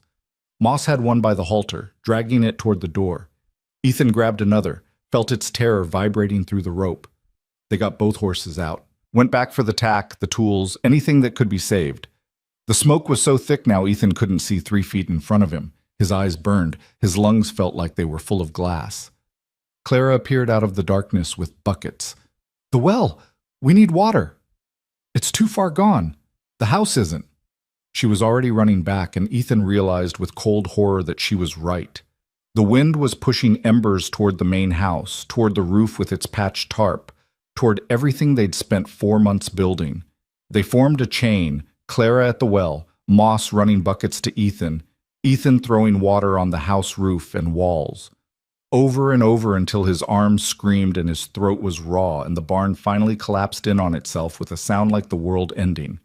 The house survived, barely. Scorch marks on the west wall, a few small fires in the grass that they stamped out. But the barn was gone, just smoking ruins and the smell of burned wood that would never fully leave. They stood in the yard as dawn broke, covered in soot and ash, staring at the destruction. How? Moss asked. His voice was hoarse from smoke. How did it start? It didn't start. Clara was looking at the remains, her face hard. Someone said it. You don't know that? Look at the pattern. She pointed. Multiple points of origin. The fire started in 3 different places simultaneously. That's not accident. That's arson. Ethan felt something cold and furious settle in his chest. Burke? Maybe. Or someone Burke told. Clara turned to look at him. But it doesn't matter who lit the match. What matters is why. They're escalating. Cattle theft didn't work, so now they're destroying property. This is over $300 in damage, more if you count the tools and tack we lost. It's not about the money. It's about making us fail. Clara's hands were shaking, not from fear, from rage, from, they want us scared. They want us to give up and walk away so they can take this place for nothing. Then they don't know us very well, Moss said. No, Clara agreed. They don't. The sheriff came out that afternoon, looked at the ruins, wrote some things in a notebook, and promised to investigate. His tone suggested he'd do no such thing. Could have been lightning, he said. There wasn't a cloud in the sky last night, Clara said. Could have been spontaneous combustion. Hay gets hot. Sometimes it... We didn't have hay in the barn. We store it in the covered pen by the north pasture. The sheriff looked annoyed at being contradicted. Well, I'll look into it, but unless you got witnesses or evidence pointing to a specific person, there's not much I can do. I filed a complaint 3 days ago about cattle theft. Now our barn burns down. You don't see a pattern? I see a lot of accusations and not much proof, Mrs. Cross. The sheriff closed his notebook. Maybe you folks should consider that running a ranch is hard work, and sometimes bad things just happen. Bad things don't just happen in 3 places simultaneously, Clara said, but the sheriff was already walking away. After he left, Ethan found Clara in what used to be the barn, sifting through ashes. What are you looking for? He asked. Evidence. Something we can use. She pulled out a piece of metal. Could have been from a lantern. Could have been from anything. But they were smart. They didn't leave anything obvious. Maybe the sheriff's right. Maybe we can't prove anything. Clara looked up at him, face streaked with soot. You believe that? No. Then we don't give up. She stood, brushing ash from her hands. We rebuild. We survive. We make them regret ever coming after us. With what money? Clara, we just lost everything we had stored for emergencies. The barn alone will cost... He didn't even want to think about the numbers. 400 to rebuild. Maybe 500 if we do it right. Clara's voice was steady. We have 700 in savings. We use 400 for the barn, keep 300 for payments and supplies. That doesn't leave us anything for emergencies. The emergency already happened. Now we deal with it. Ethan wanted to argue, wanted to say this was impossible, wanted to just sit down in the ashes and give up. But Clara was looking at him with those sharp eyes that had seen through every lie and excuse for 4 months, and he knew she wasn't going to let him quit. All right, he said. We rebuild. They spent the next week clearing debris and salvaging what they could. Moss knew a carpenter in Silver Creek who owed him a favor. The man came out, assessed the damage, and agreed to help rebuild for materials plus $200 in labor. That's generous, Clara said. That's because he knows you'll pay him, the carpenter said. Unlike half the folks around here who promise money they don't have. They started framing the new barn on a cold Monday morning in mid-December. Ethan and Moss did most of the heavy work while Clara managed supplies and kept the ranch running. She was everywhere at once, negotiating with Petersons for lumber, arranging delivery schedules, making sure the cattle were fed and the books stayed balanced. Ethan would catch glimpses of her throughout the day, always moving, always working, and wonder when she slept. If she slept. The second week of construction, Victor Hale rode out again. Ethan saw him coming and felt his jaw clench. Moss, take a break. Boss, I don't think... Take a break. Moss retreated, but not far. Clara came out of the house, wiping her hands on her apron. Victor dismounted, taking in the half-built barn with calculated interest. Heard you had some trouble. You could say that, Ethan said. Terrible thing, fires. So destructive. So expensive to recover from. Victor walked closer. I also heard you filed a complaint with the sheriff about cattle theft. And now this. Makes a man wonder if someone's trying to send a message. You know something about that? Clara asked. Me? No, but I hear things. I hear Arnold Hendrickson is still angry about being publicly accused of fraud. I hear some of his associates might be taking that anger personally. Victor paused.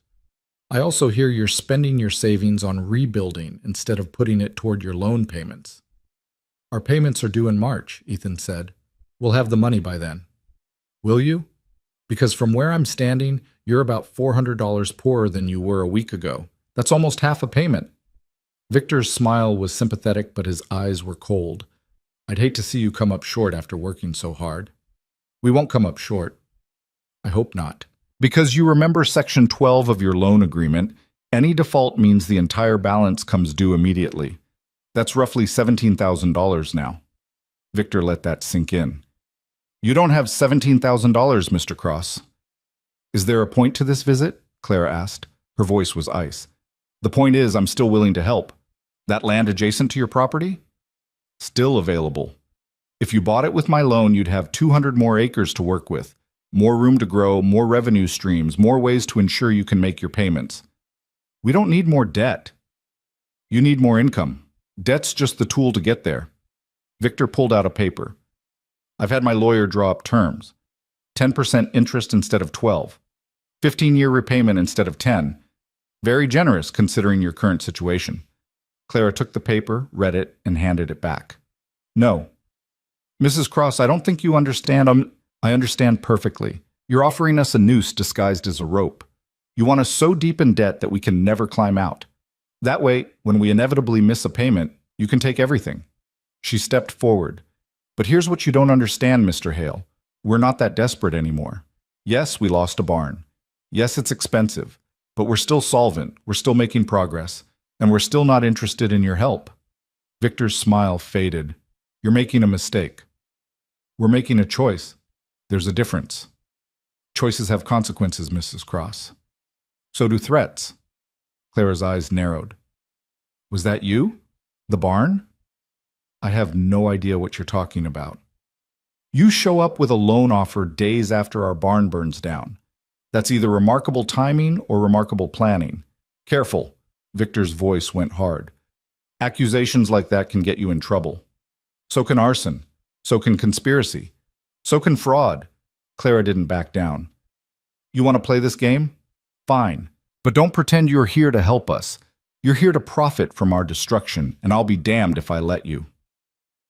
For a long moment, Victor just stared at her. Then he mounted his horse. You've got spirit, Mrs. Cross. I respect that. He turned the horse. But spirit doesn't pay loans. Come March, when you're short on your payment, remember I offered you a way out. He rode away, leaving Ethan and Clara standing in the unfinished barn.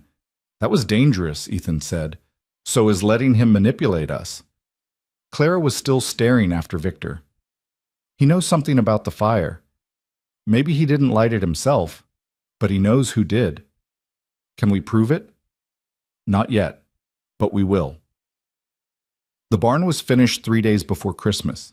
It wasn't as big as the old one, wasn't as solid, but it stood and it would keep the horses and equipment dry.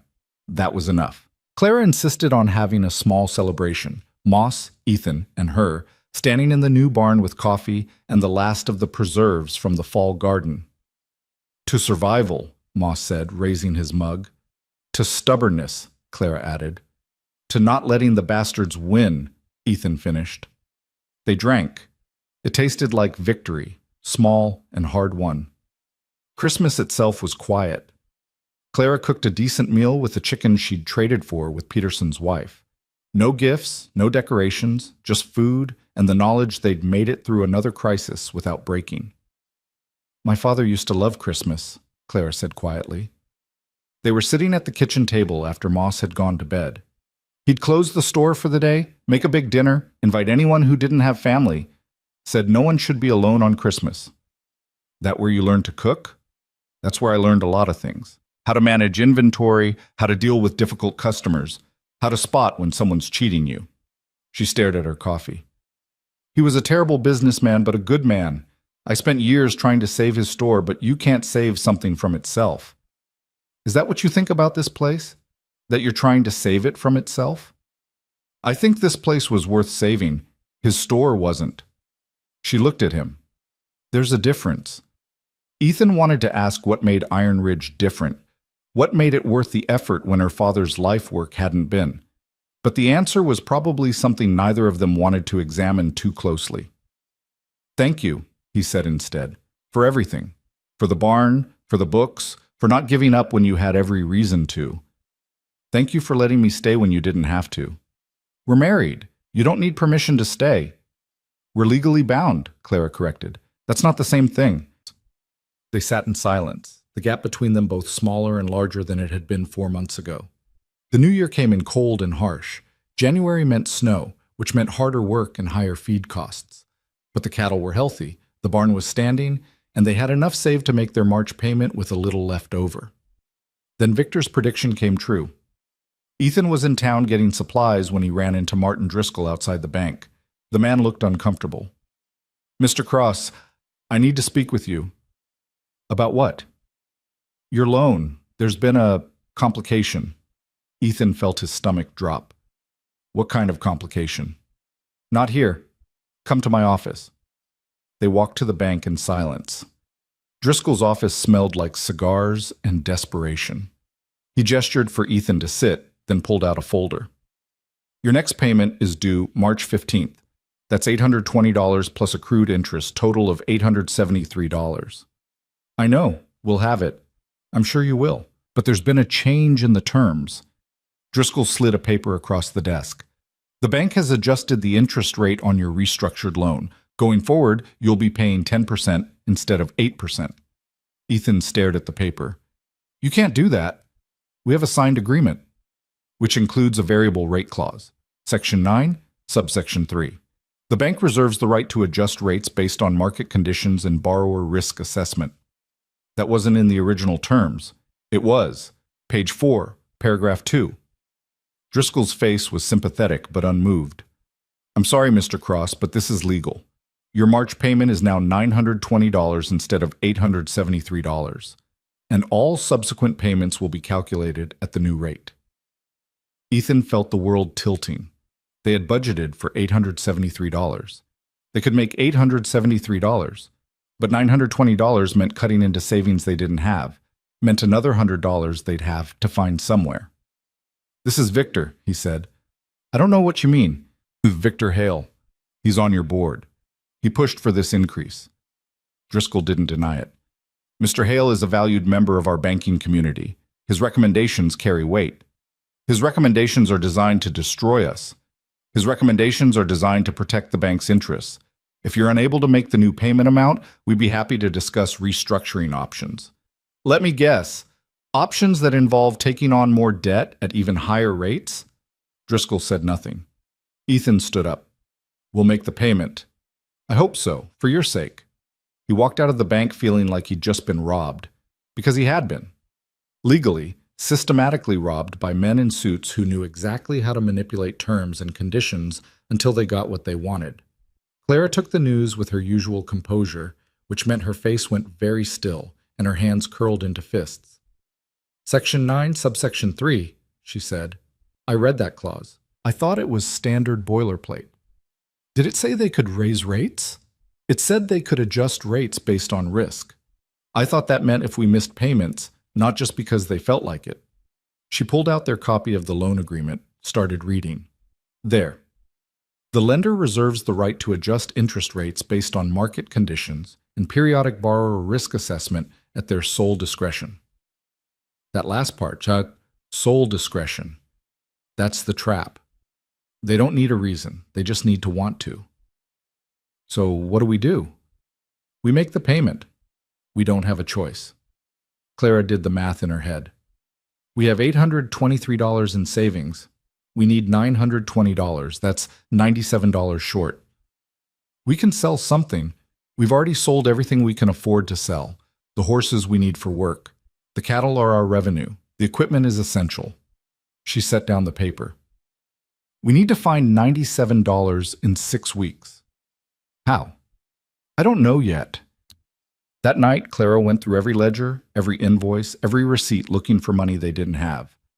Ethan watched her from the doorway, this woman who'd spent 5 months fighting for a place that wasn't even really hers, and felt something crack in his chest. "Clara, not now, I'm working." "Clara, stop." She looked up, exhausted and frustrated. "What?" "If we can't make it, we can't make it. There's no shame in—" "Don't." Her voice cut like a knife. "Don't you dare say we should give up. I'm saying maybe this is a fight we can't win. Every fight is a fight we can't win until we do."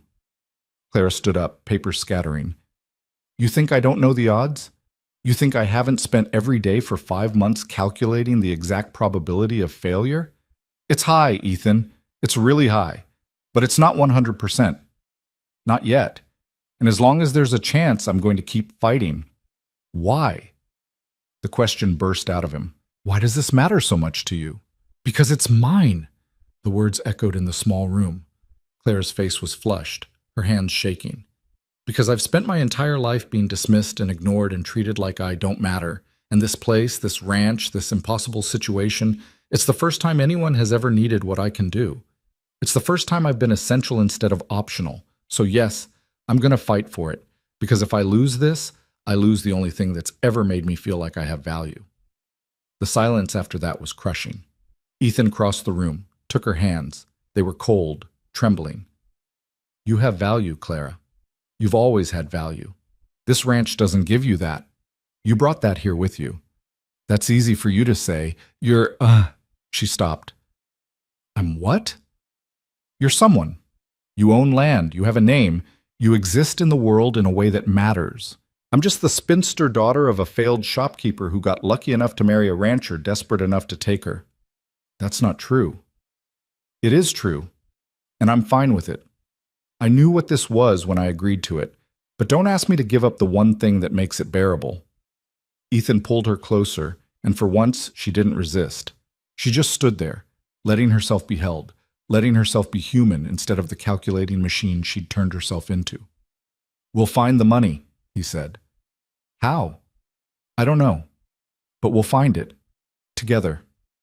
She pulled back, wiping her eyes quickly. I'm going to talk to Petersons tomorrow.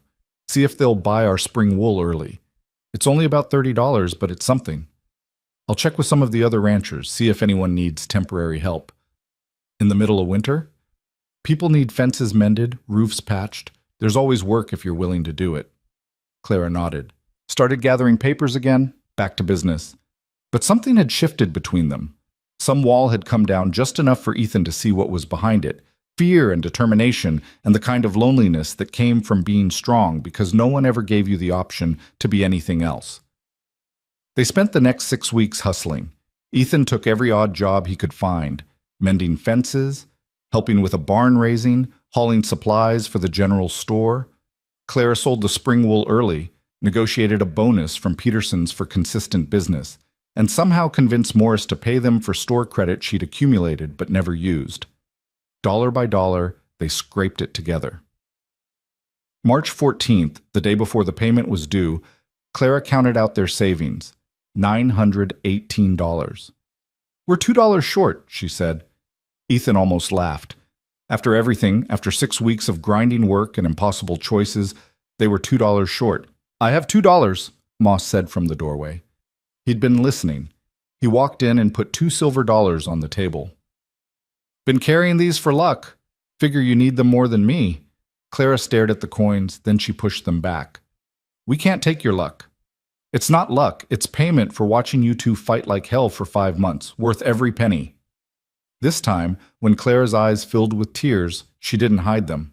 They rode into town the next morning, March 15th, and walked into Driscoll's office with exactly $920.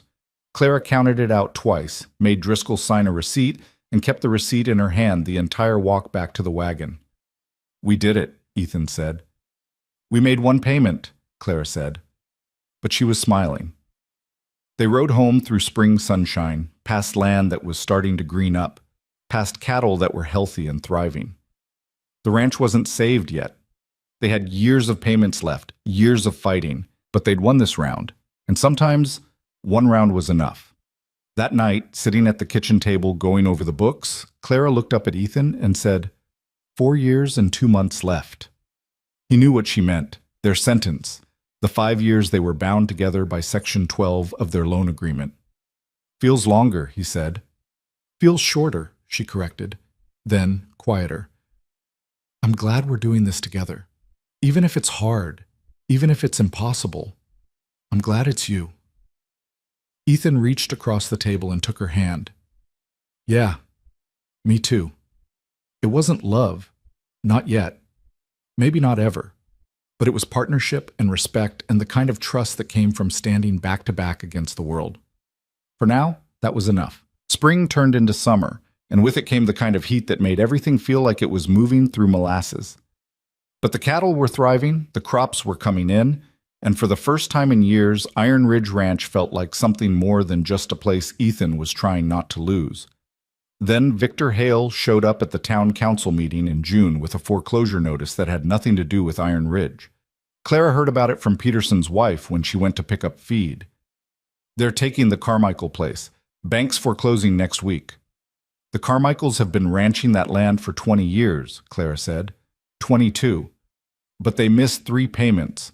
Victor Hale bought up their debt from Frontier Trust, and now he's calling it all due. Mrs. Peterson leaned in, voice low. Word is, he's been doing this all over the territory, buying up distressed loans, then using technical violations to force foreclosure. He's already taken 4 properties this year. Clara felt something cold settle in her stomach. What kind of technical violations? Missed payment deadlines by a day or 2, interest rate adjustments the borrowers didn't know about. One family lost their place because they underpaid by $11, and Victor claimed it was a material breach. That's not legal. It is if you read the fine print, and Victor Hale always reads the fine print. Clara thanked her and left, but her mind was racing. She went straight to the office and pulled out their loan documents, all of them, every contract, every amendment, every piece of paper they'd signed in the last 6 months. Ethan found her there 3 hours later, papers covering every surface. What are you looking for? Traps. Clara didn't look up. Peterson's wife told me Victor's been systematically foreclosing on ranchers across the territory using contract technicalities. I'm looking for what he's planning to use on us. We've made every payment on time. That doesn't matter if he can manufacture a default. Look, here, Section 15.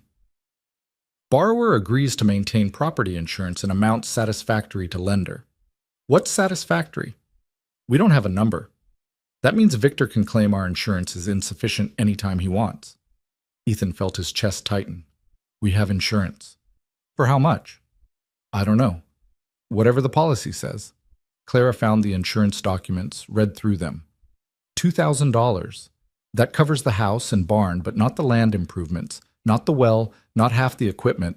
Victor could argue that's insufficient and call us in default. That's insane. No one insures every single, doesn't matter what standard, matters what's in the contract. She kept reading, pulling out more papers. Here's another one. Section 21. Borrower shall not encumber the property with additional liens without lender consent. Did we get consent when Moss loaned us money for the well? That wasn't a lien, that was a personal loan. Did we document it as a personal loan? Did we have a contract? Because if we didn't, Victor could argue it was an informal lien and we violated the agreement. Ethan sat down heavily. You're saying he can destroy us anytime he wants. I'm saying he built in multiple ways to destroy us, and he's waiting for the right moment. Claire's face was hard. The question is, what do we do about it?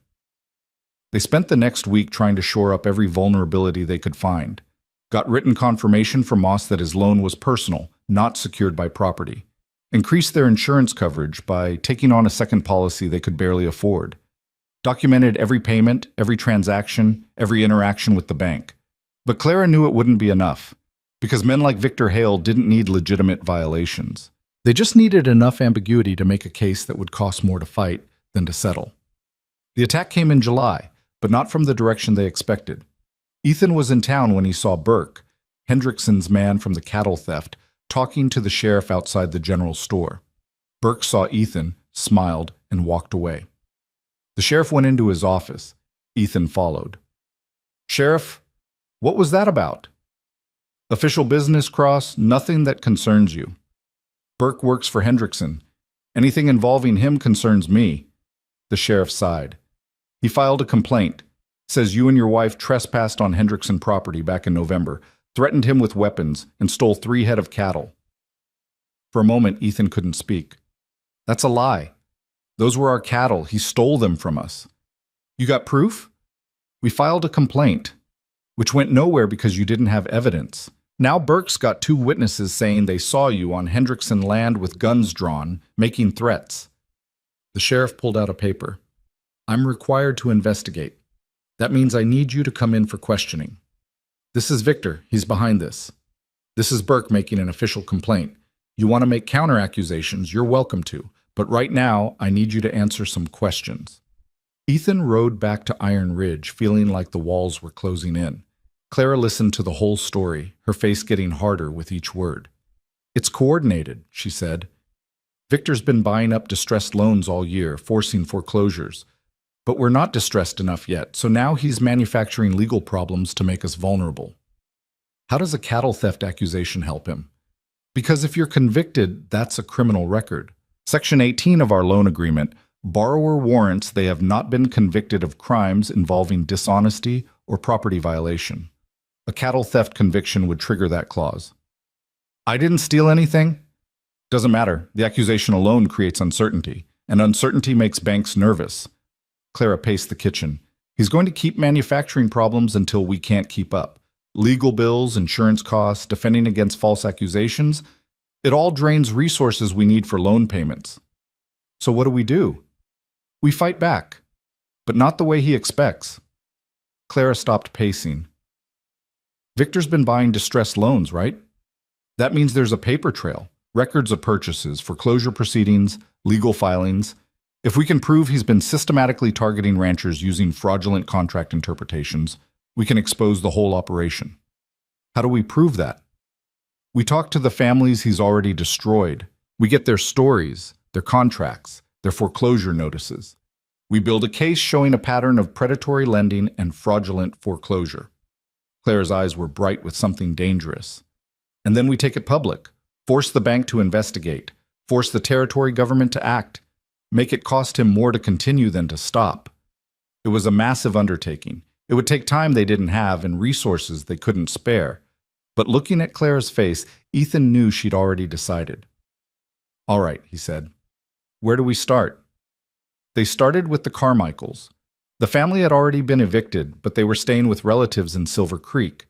Clara and Ethan rode out on a Saturday morning and found them living in a single room over a feed store, 7 people in a space meant for 2. Mary Carmichael looked 20 years older than the last time Ethan had seen her.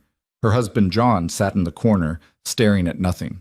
"I don't want to talk about it," Mary said when Clara explained why they'd come. "I understand, but if we don't stop Victor, he's going to do this to more families. You can't stop him. He owns half the judges in this territory." "Maybe, but we have to try." Clara pulled out a notebook. "Can you tell me about your loan, the terms, the payments, what led to foreclosure?"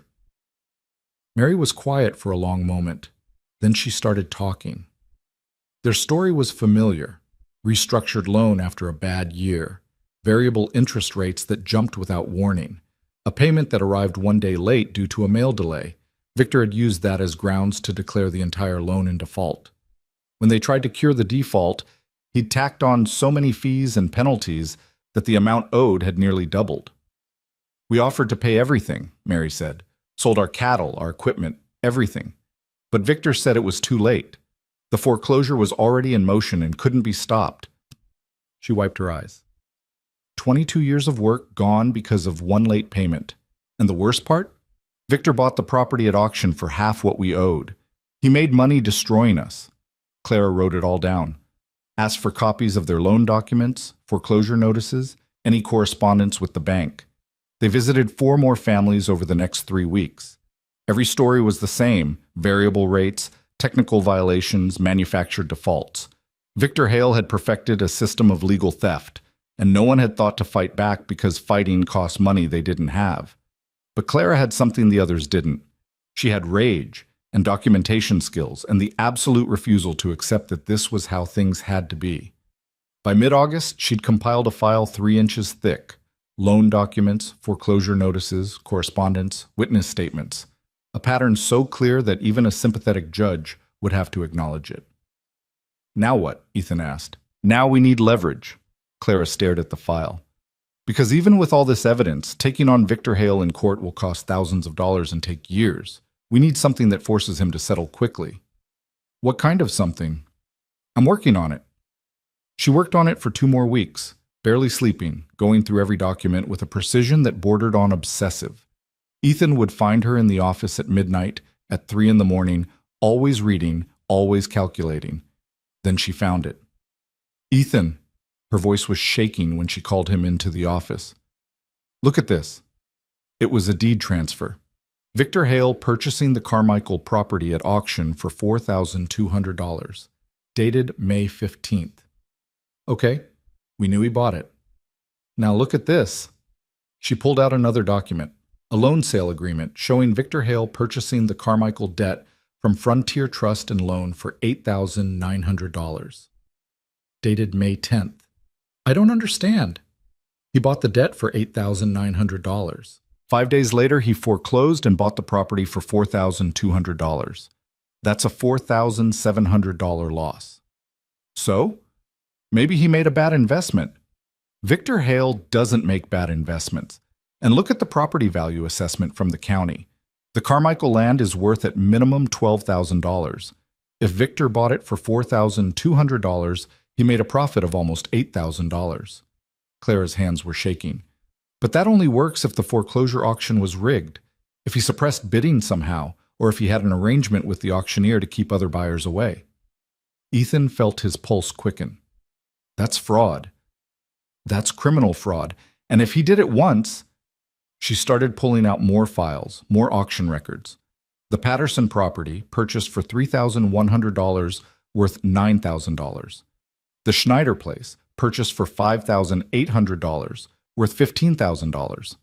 Over and over, the same pattern. Victor buying foreclosed properties for a fraction of their value. He's rigging the auctions, Clara said. Every single one. He buys the debt, forces foreclosure, then suppresses competitive bidding so he can buy the property cheap. It's systematic, documented fraud. How do we prove the auctions were rigged? We talk to people who tried to bid. We get statements from anyone who was turned away or discouraged. We compare auction announcements to actual attendance. Clara was already making notes. This is it, Ethan. This is what brings him down. They spent the next week tracking down potential bidders. Most were reluctant to talk. Going up against Victor Hale was dangerous. But Clara was persistent, and eventually they found 3 ranchers willing to make sworn statements.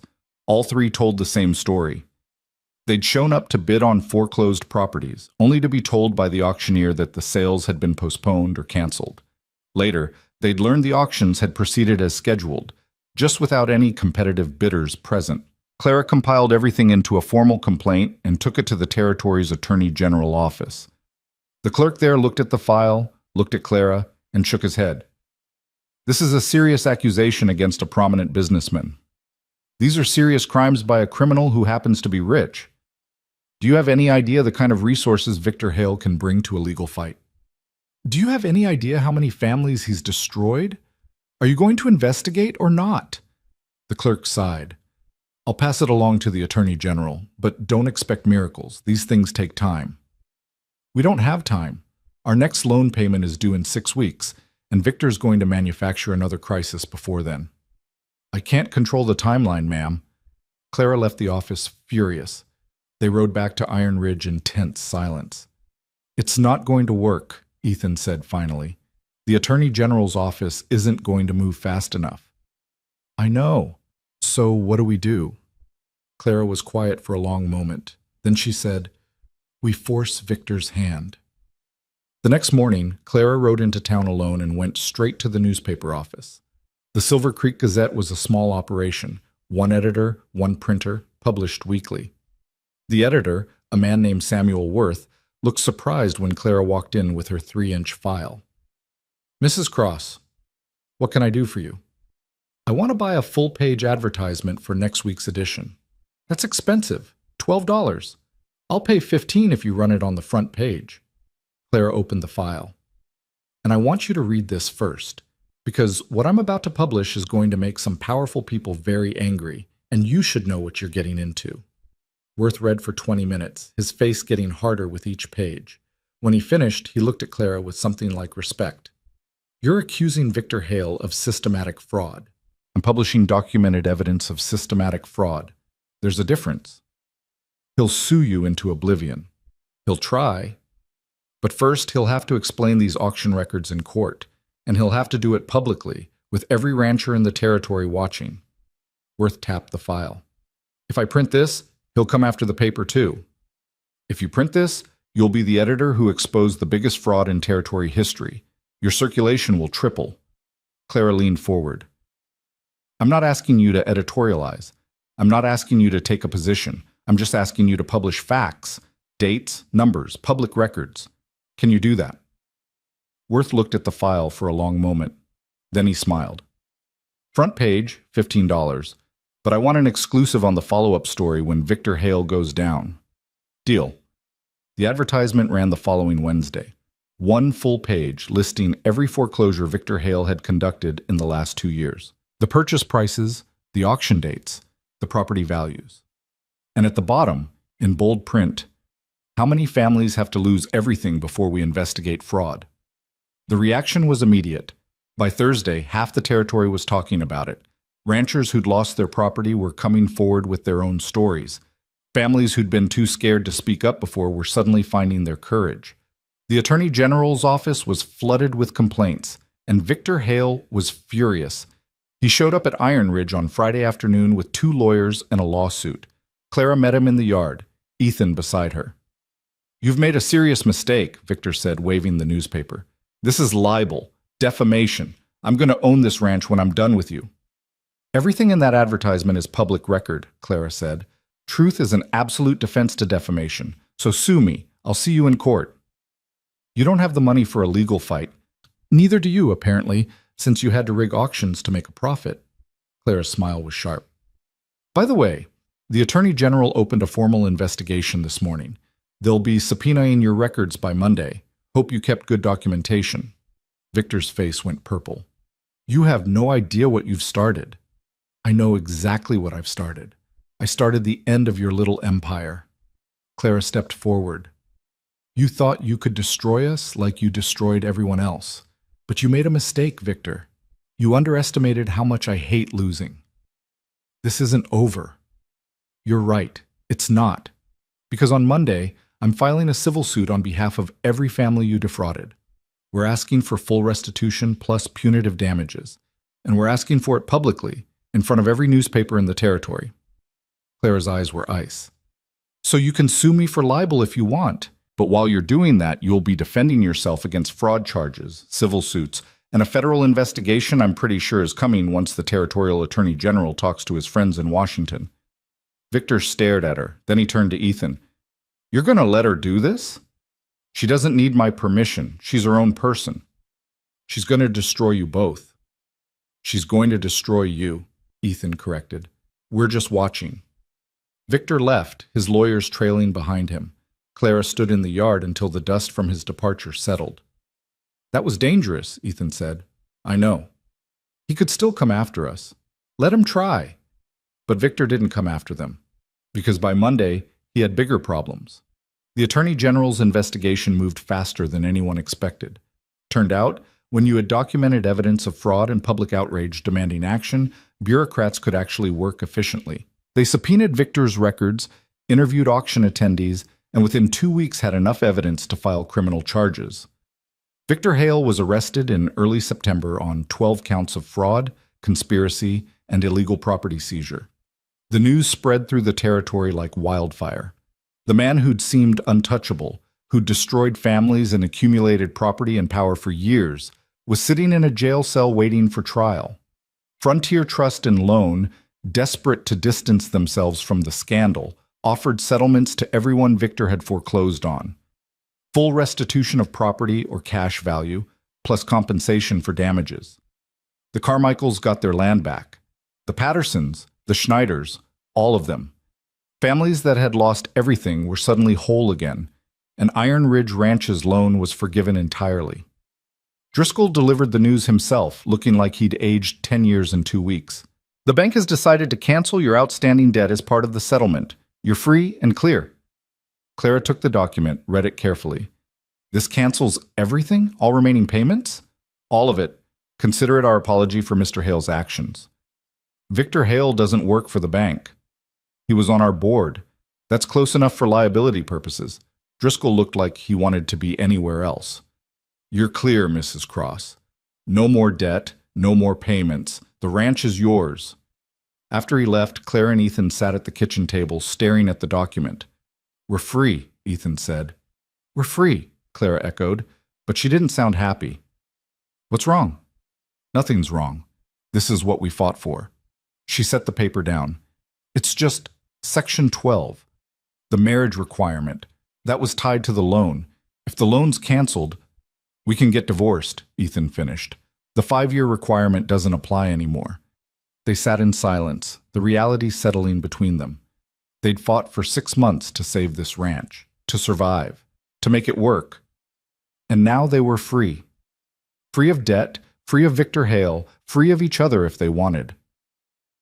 I'll talk to a lawyer, Clara said quietly. Get the paperwork started. Clara, it's fine. This was always the arrangement. We both knew it was temporary. What if I don't want it to be temporary? She looked at him, and for the first time since he'd met her, Clara looked vulnerable. What? What if I want you to stay? Not because of a contract or a loan or because we need each other to survive. Just because I want you here. Ethan, you don't have to. I'm not saying it because I have to. I'm saying it because it's true. He reached across the table, took her hand. You're the smartest, toughest, most infuriating person I've ever met. You saved this ranch. You saved me. And somewhere in the last 6 months, you became the best part of my day. Clara's eyes filled with tears. I'm not easy to live with. I don't want easy. I want you. I'm difficult and opinionated, and I'll probably drive you crazy. You already drive me crazy. I'm willing to accept that as the price of admission. She laughed, and it sounded like breaking and healing at the same time. This is insane. We're supposed to be getting divorced. We're supposed to be doing whatever makes us happy. Does this make you happy? Clara looked at him for a long moment. Then she said, Yes, it does. Then let's not get divorced. Just like that? Just like that. She squeezed his hand. All right, we'll stay married, but I'm keeping separate books, and I still get final say on finances. I wouldn't have it any other way. They sat there, holding hands across the kitchen table, and Ethan realized this was what partnership actually felt like. Not a transaction, not a survival strategy. Just two people who'd chosen each other over and over until the choice became permanent. The trial happened in October. Victor Hale was convicted on all charges and sentenced to 15 years in prison. His assets were seized and distributed to his victims. The foreclosed properties were returned. The corrupt auction system was dismantled, and Iron Ridge Ranch thrived. With no debt hanging over them, Clara and Ethan could actually invest in improvements. They bought breeding cattle, improved irrigation, expanded their acreage. Moss got a raise. They hired 2 more hands for spring calving season. The ranch became something more than just a place they were trying not to lose. It became a home. Clara planted a real garden, vegetables and flowers both, because she'd decided they could afford beauty now. Ethan fixed up the house, replaced the tarp on the roof with actual shingles, painted the shutters. Small things that added up to a life instead of just an existence. And somewhere in all of that, the partnership became something else. It started small. Ethan noticing the way Clara's face softened when she was reading. Clara catching herself watching Ethan work, appreciating the strength in his hands. Conversations that lasted past dinner, past midnight, until they were both too tired to go upstairs to their separate rooms. The night they stopped using separate rooms wasn't planned. It was late November, cold enough that the house couldn't quite keep the chill out. Clara came downstairs to make tea and found Ethan doing the same. Can't sleep? He asked. Too cold. You? Same. They made tea and sat at the kitchen table, wrapped in blankets, talking about nothing important. The next cattle sale. Whether to plant wheat or corn in the spring. Moss's terrible jokes. At some point, Clara's hand found Ethan's under the table.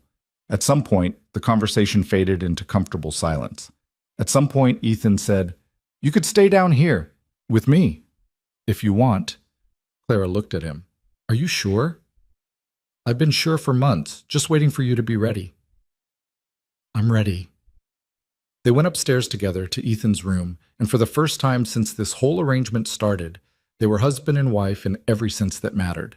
Winter passed into spring, and spring into summer. A full year since they'd stood in Driscoll's office and agreed to a marriage neither of them wanted. A full year since Clara had walked into Ethan's life and turned everything upside down. They were sitting on the porch one evening in late June, watching the sunset paint the grassland gold, when Clara said, I got a letter from my father's old lawyer today. About what? Apparently the store sold. The new owner paid more than I expected. We have an extra $600. We? It's mine, technically, but I'm married. What's mine is ours. She smiled. Strange how that works. What do you want to do with it? I was thinking we could expand the herd or invest in better equipment or... She paused. Or we could take a trip, see San Francisco, stay in a hotel that doesn't smell like horses, act like normal people for a week. Ethan looked at her. You want to take a vacation? I want to spend time with my husband somewhere that isn't a ranch we're desperately trying to save. Is that crazy?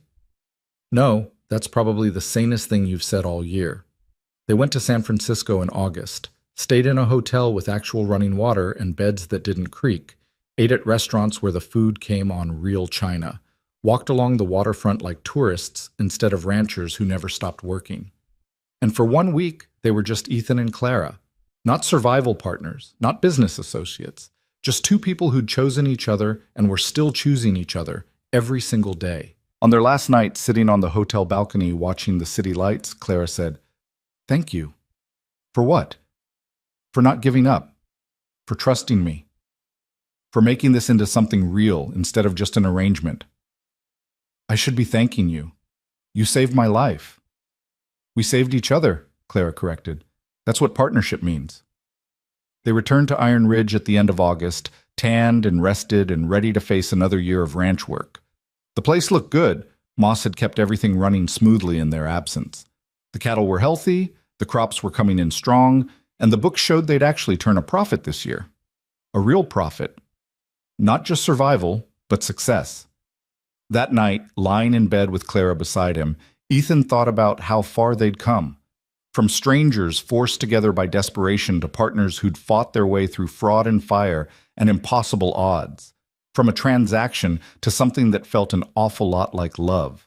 Clara, I love you. She turned to face him in the darkness. Say that again. I love you. I know that wasn't part of the deal. I know we said this was business, but I love you and I needed you to know. Clara was quiet for so long, Ethan thought he'd made a mistake. Then she said, I love you too. I have for months. I was just too scared to say it. Scared of what? Scared you'd think I was trying to trap you. Scared you'd feel obligated to say it back. Scared I'd turn this into something you never wanted. I want this. I want you. Every difficult, brilliant, infuriating part of you. She kissed him then, and it felt like coming home. The years that followed weren't easy. Ranching never was. They had bad seasons and good seasons, challenges and victories, moments where everything hung by a thread. But they faced it together, and that made all the difference. They never did buy that adjacent property. Didn't need to. Iron Ridge was enough. Enough land, enough cattle, enough life to build on. They expanded slowly, carefully, never overextending. Clara's ruthless financial management meant they always had reserves, always had options. Moss eventually bought his own small place 10 miles east, though he still came by weekly to help and complain about the coffee. They hired good hands, paid them fairly, and built a reputation as ranchers who kept their word. The community's perception of them shifted.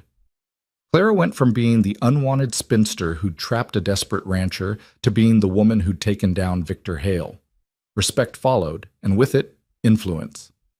She served on the town council for a while, helped establish fair lending practices, made sure no one else got destroyed the way so many families had been. Ethan stopped seeing himself as the man who'd failed and started seeing himself as the man who'd survived, who'd built something worth having, who'd found partnership in the last place he'd expected to look. And Clara finally let herself believe she was essential, not because of what she could do or manage or fix, but because of who she was. 5 years after that desperate wedding in Driscoll's office, they stood in the same office and renewed their vows. This time by choice, not necessity. This time with Moss and half the town as witnesses. This time with joy instead of resignation. Do you, Ethan Cross, take this woman to be your wife? I do. Again. Still. Always. Do you, Clara Cross, take this man to be your husband? I do. The kiss that followed was different from the nothing that had marked their first wedding. This kiss was real and earned and witnessed by people who knew exactly what they'd fought through to get here. Afterward, at the celebration that someone had organized without asking them, Moss raised his glass. To the stubbornest couple I've ever met. May you continue driving each other crazy for another 50 years. Here's to another 50 years of arguing about money, someone shouted. Here's to the woman who took down Victor Hale, another voice called. Here's to not letting the bastards win, Ethan said, echoing that night in the new barn when they'd had nothing but determination. Clara squeezed his hand. Here's to us. We earned this. They had earned it. Every hard-won dollar, every victory, every moment of peace. They'd started with nothing but desperation and a piece of paper that had bound them together, and they'd turned it into something neither of them could have built alone. Iron Ridge Ranch became their legacy, not because it was the biggest or the richest, but because it represented what could happen when two people refused to accept defeat, when they chose partnership over pride, collaboration over competition, each other over everything else. Years later, when people asked how they made it work, Clara would smile and say, we stopped treating marriage like a transaction and started treating it like a choice we made every day. And Ethan would add, best choice I ever made. Because in the end, that's what it came down to, not the contracts or the loans or the 5-year requirement that had trapped them. Just two people who kept choosing each other, day after day, year after year, until choosing became second nature. They'd been forced together by circumstance, but they'd stayed together by choice. And that made all the difference.